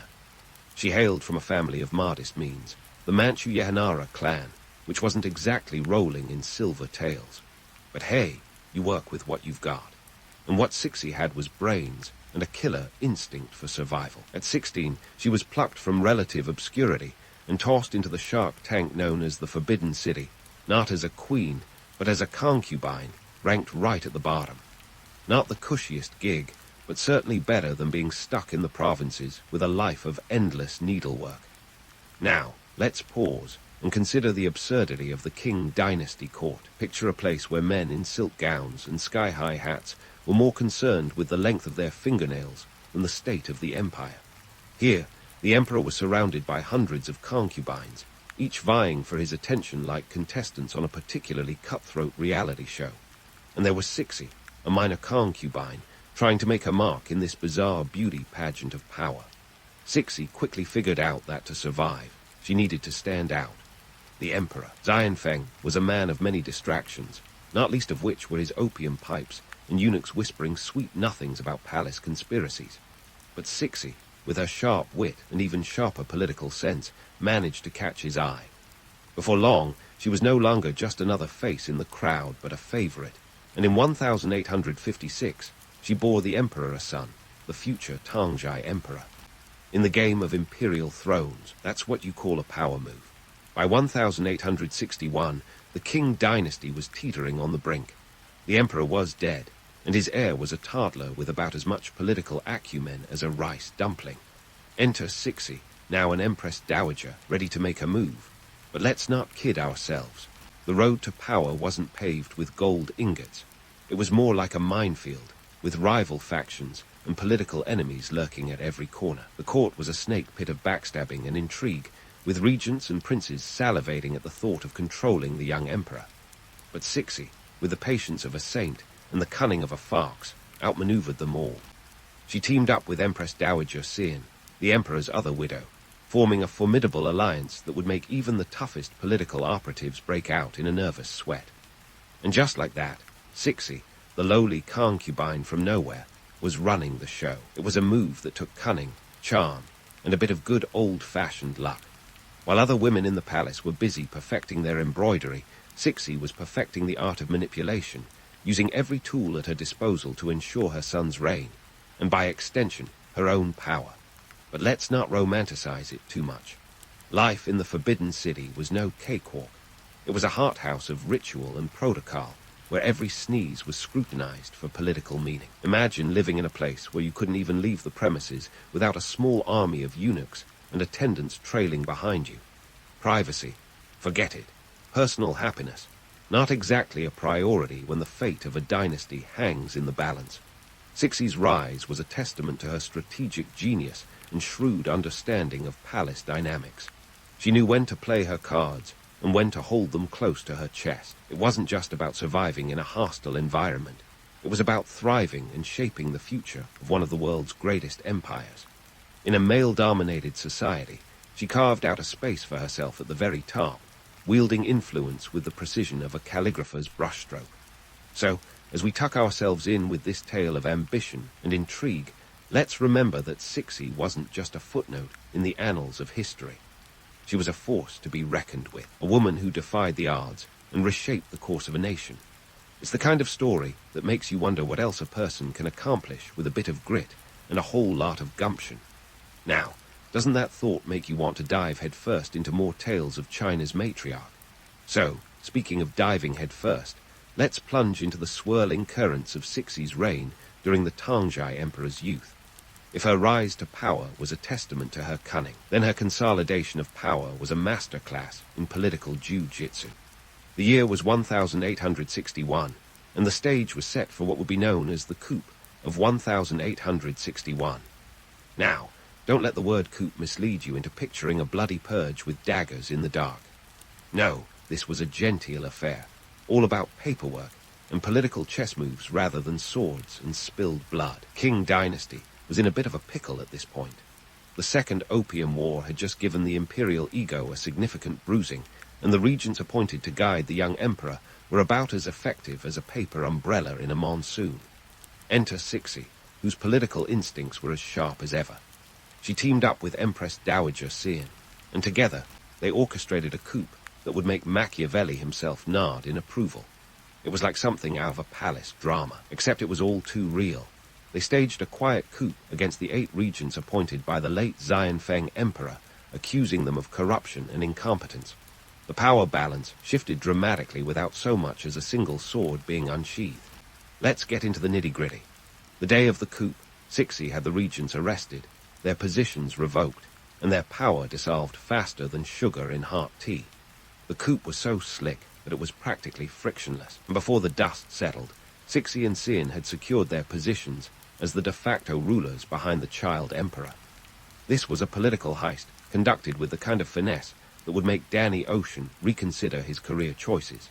With the regents out of the picture, Cixi, now solidly in power, was ready to steer the ship of state through the turbulent waters of 19th century China. But before you start imagining Cixi as some sort of tyrannical overlord, let's add a bit of nuance. Sure, she was ruthless when she needed to be, but she also had a softer, more human side. This woman was a paradox wrapped in silk robes. On one hand, she was a cunning strategist, a woman who could plot a coup over tea and dumplings. On the other hand, she was known to appreciate the arts and had a keen interest in Chinese opera and painting. She was said to have a pretty decent sense of humor, too, though one imagines it was the kind that could cut through courtly pretensions like a hot knife through butter. Now, let's talk money, because as they say, follow the money if you want to understand power. The King Treasury was in dire straits. Wars, both internal and external, had drained the coffers. Cixi had to get creative to keep the empire afloat. This wasn't the age of GoFundMe campaigns, after all. She had to balance the budget while fending off both internal revolts, like the Taiping Rebellion, and external pressures from Western powers demanding trade concessions at gunpoint. It was like juggling flaming swords while riding a unicycle. Impressive, but definitely not for the faint-hearted. In this tumultuous environment, Cixi needed allies, and she found them in the form of the imperial bureaucracy and regional military leaders. She was a master at the art of political patronage, rewarding loyalty with lucrative positions and ensuring that those in power remained beholden to her. This wasn't just about securing her position. It was about stabilizing a nation on the brink of collapse. Sure, it was self-serving, but it was also pragmatic. And it worked. The bureaucracy functioned, the military remained loyal, and the empire, shaky though it was, held together. Yet, despite her shrewdness, Cixi's reign was not without its myths and misconceptions. One popular image of her is the Dragon Lady, a ruthless, power-hungry tyrant who ruled with an iron fist. But history, as we know, is rarely that black and white. Yes, she was a formidable ruler, but she was also a woman who had to navigate an imperial court that was more tangled than a bowl of noodles. She played the game because she had to, not because she relished the intrigue. In many ways, she was just a woman trying to make sense of a chaotic world, wielding power with a deft hand and an unyielding spirit. Let's not forget the personal side of Cixi's story. Despite her formidable public persona, she was a mother who cared deeply about her son, the Tangjai Emperor. She wanted him to succeed, to be more than a mere puppet on the throne. Yet, as any parent can tell you, guiding a teenager, especially one with the weight of an empire on his shoulders, is no small task.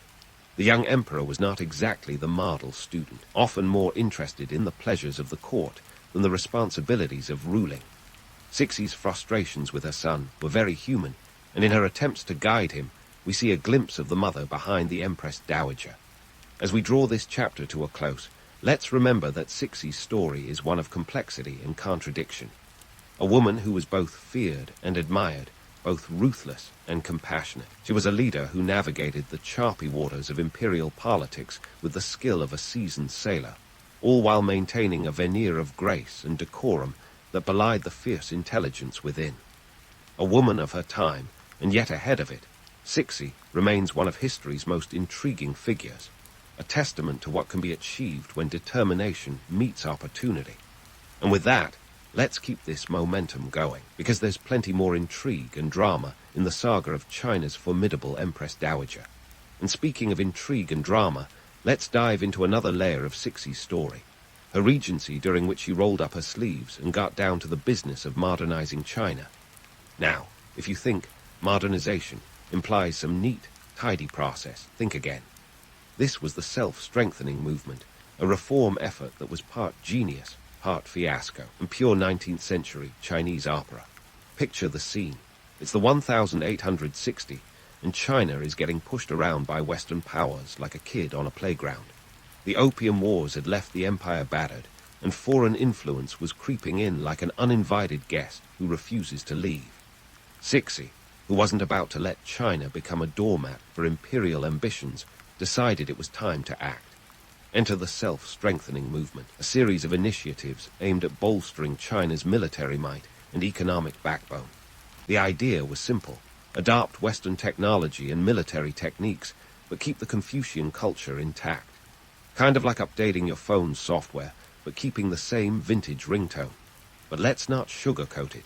Implementing this was like trying to teach a dinosaur to tap dance. The Chinese economy was a mess.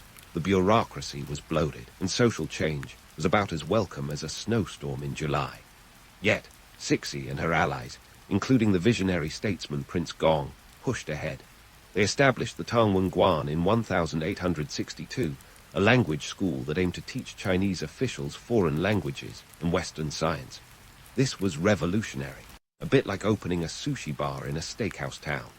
Meanwhile, in the military realm, China started to build its own arsenal. They founded new shipyards, arsenals, and factories, spending a whopping 10 million taels on a modernized navy. But here's where things got a little wobbly. While they imported gunboats and artillery, they forgot one crucial thing: the skills to use them. Imagine buying a Ferrari and then realizing you don't know how to drive stick. The Chinese military had the tools but lacked the training, leading to some rather embarrassing moments on the high seas. Yet, it wasn't all chaos and confusion. The self-strengthening movement did have its successes, particularly in infrastructure.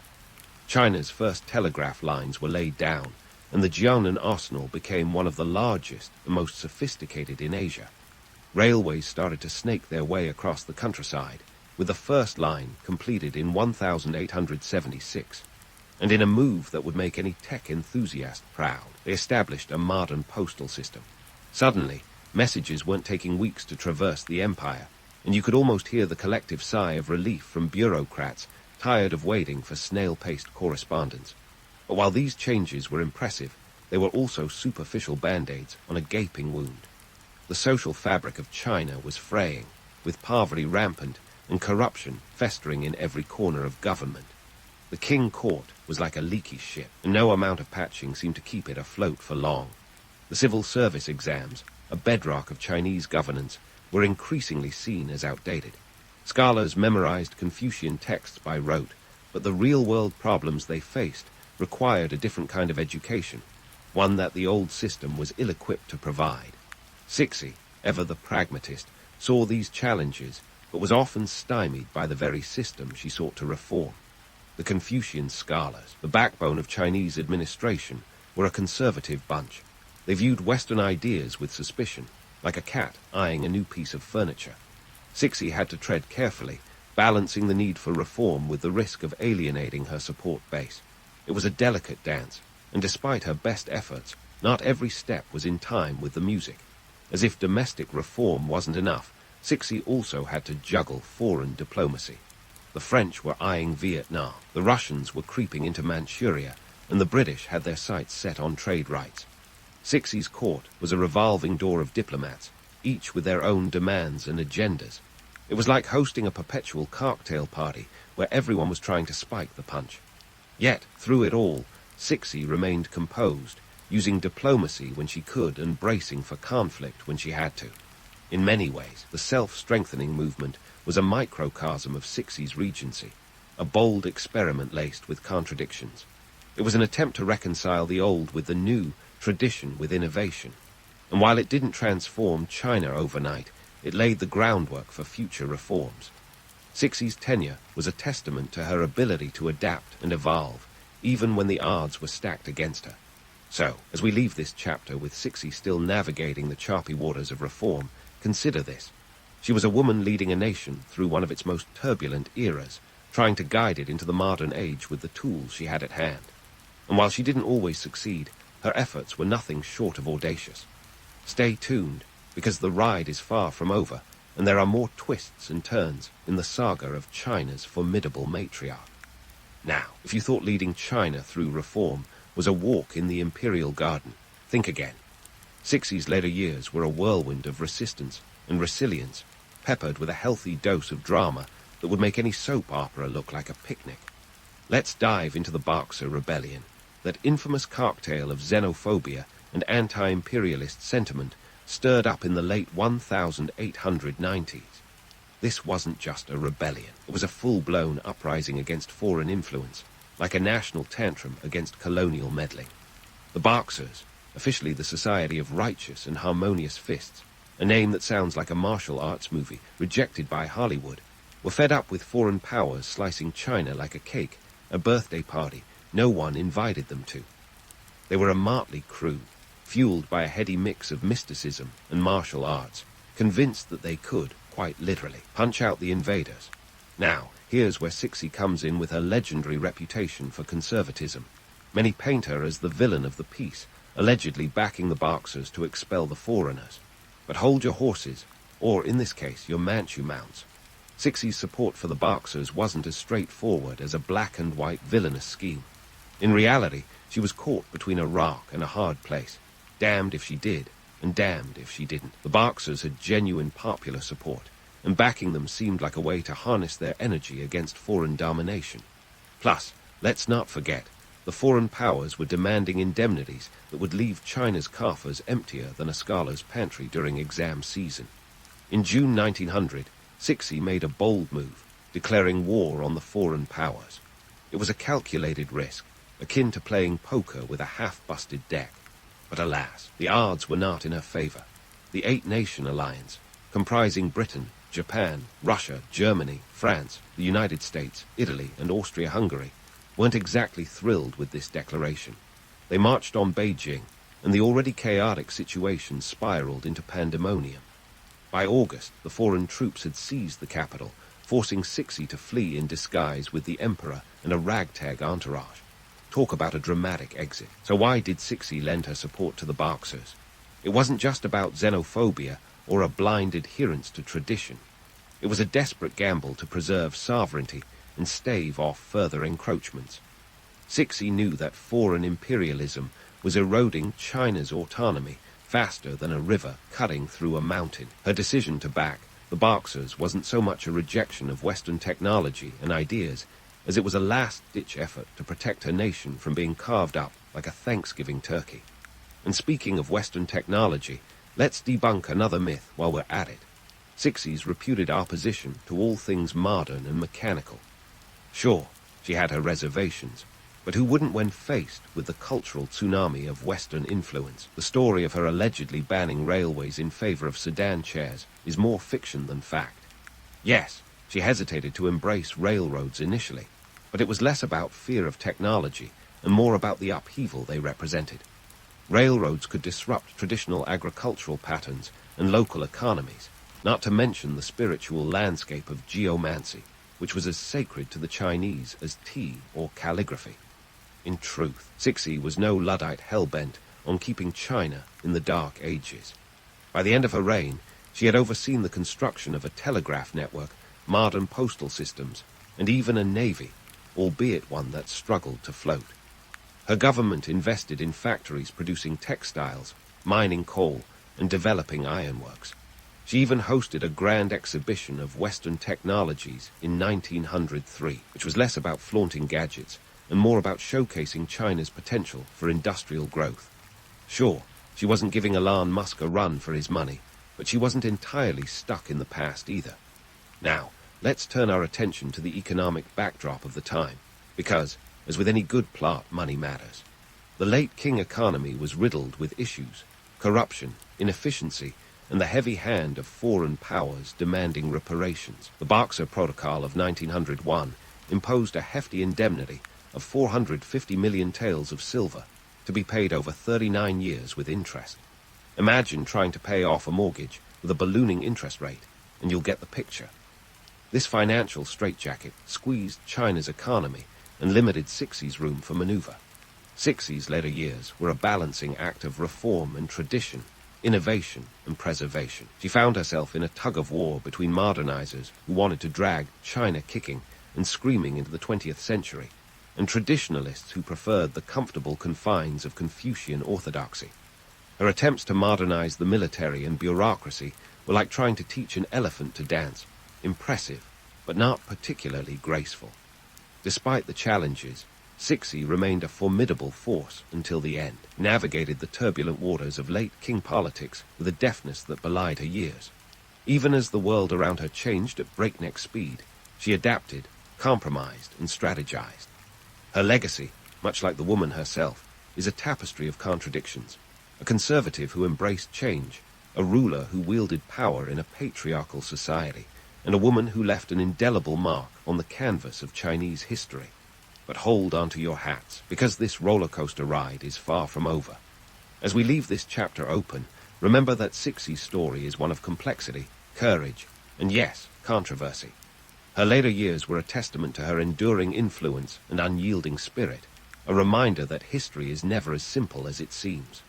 Stay tuned as we delve deeper into the final twists of her incredible journey, where myths are challenged and truths are uncovered. While Cixi's story could easily be boxed into a neat package labeled controversial, It's worth unpacking the layers that made her one of the Qing dynasty's most complex figures. Sure, the image of Cixi as a power-hungry dragon lady has the allure of a Hollywood villain, but there's more to it than a simple tale of tyranny. Let's start with her legacy, which is as divisive as a pineapple on pizza. On one hand, she's blamed for the dynasty's downfall, accused of resisting reforms that might have saved the king from imploding. Critics point to her lavish spending on projects like the infamous marble boat, a stationary folly at the summer palace supposedly built with funds meant for the navy. Cue the eye rolls and face palms from historians the world over. Imagine having a sinking ship and deciding to invest in a stone yacht instead. Yet, this narrative is a tad simplistic. The ship was actually funded by the Empress's private purse, not naval funds, and it was more symbolic than functional. A kind of "I'm not dead yet" statement from the king. But was Cixi the sole architect of China's decline? The Qing dynasty was creaking under the weight of internal strife and external pressures long before she took the reins. The Taiping Rebellion, 1850-1864, alone left 20 million dead, a civil war of biblical proportions that drained resources and morale. Oh, and don't forget the Opium Wars, where Britain's gunboat diplomacy forced China's doors open with all the subtlety of a sledgehammer. Cixi inherited an empire teetering on the brink, which makes her ability to maintain power for nearly 5 decades all the more impressive. Let's not overlook the positives. Cixi's late-stage reforms, despite coming in at the 11th hour, were significant. The new policies of 1901-1908 aimed to modernize China's education system, military, and legal code, taking cues from Japan's Meiji Restoration. She introduced Western-style schools, established a national army, and curtailed the power of traditional bureaucrats. Think of it as a last-ditch attempt to reboot the system before it crashed entirely. Critics argue these changes were too little, too late, but it's hard to deny the groundwork they laid for future leaders. The fact is, Cixi was a woman playing a man's game, and she played it with a dexterity that would leave most seasoned politicians in the dust. In a society where women were expected to be seen and not heard, she broke every rule in the book. She ruled through a combination of charm, cunning, and alliances, and she did it all while managing the intricate web of palace politics. Her story is not just about power, but about survival, in a world where the stakes were as high as they come. Economically, Cixi's reign was a mixed bag. She faced a treasury depleted by war, corruption as endemic as smog in Beijing, and an economy hamstrung by foreign indemnities. Yet she managed to keep the empire afloat. The Boxer indemnity, a steep 450 million taels, was a financial millstone around the king's neck. Yet Cixi managed to negotiate the terms to avoid complete bankruptcy. It's akin to refinancing a mortgage while juggling flaming torches. Impressive, if not entirely successful. In modern China, Cixi's legacy is still debated with the fervor of a sports rivalry. Some see her as a scapegoat for the king's failures, others as a misunderstood reformer who tried to save a sinking ship with the tools at her disposal. Her life and reign offer a fascinating study in the complexities of leadership, gender, and power dynamics. As for her impact on modern China, Cixi's legacy is woven into the fabric of the nation's narrative. Her reign marked the end of imperial China and the beginning of its century-long struggle towards modernization and reform. The Republic of China, founded in 1912, and the subsequent People's Republic both owe a debt to the turbulent years of her rule. The reforms she enacted, albeit under duress, set the stage for future leaders to build upon. And let's face it, in a world where history often paints people in broad strokes, Cixi stands out as a figure of nuance and complexity. Was she an iron-fisted ruler who clung to power at all costs, or was she a pragmatic leader who did what she must to keep an empire from fracturing completely? The truth, as it often does, lies somewhere in between. So, as you tuck yourself in with this tale of ambition, intrigue, and the relentless march of history, remember that Cixi wasn't just a woman of her time. She was a woman ahead of it. Her story is a reminder that history is not just the sum of its events, but the intricate interplay of personalities, ambitions, and choices. As we close the book on this chapter of Chinese history, let's keep a little room for the shades of grey in the stories we tell. because the truth is often more fascinating than fiction.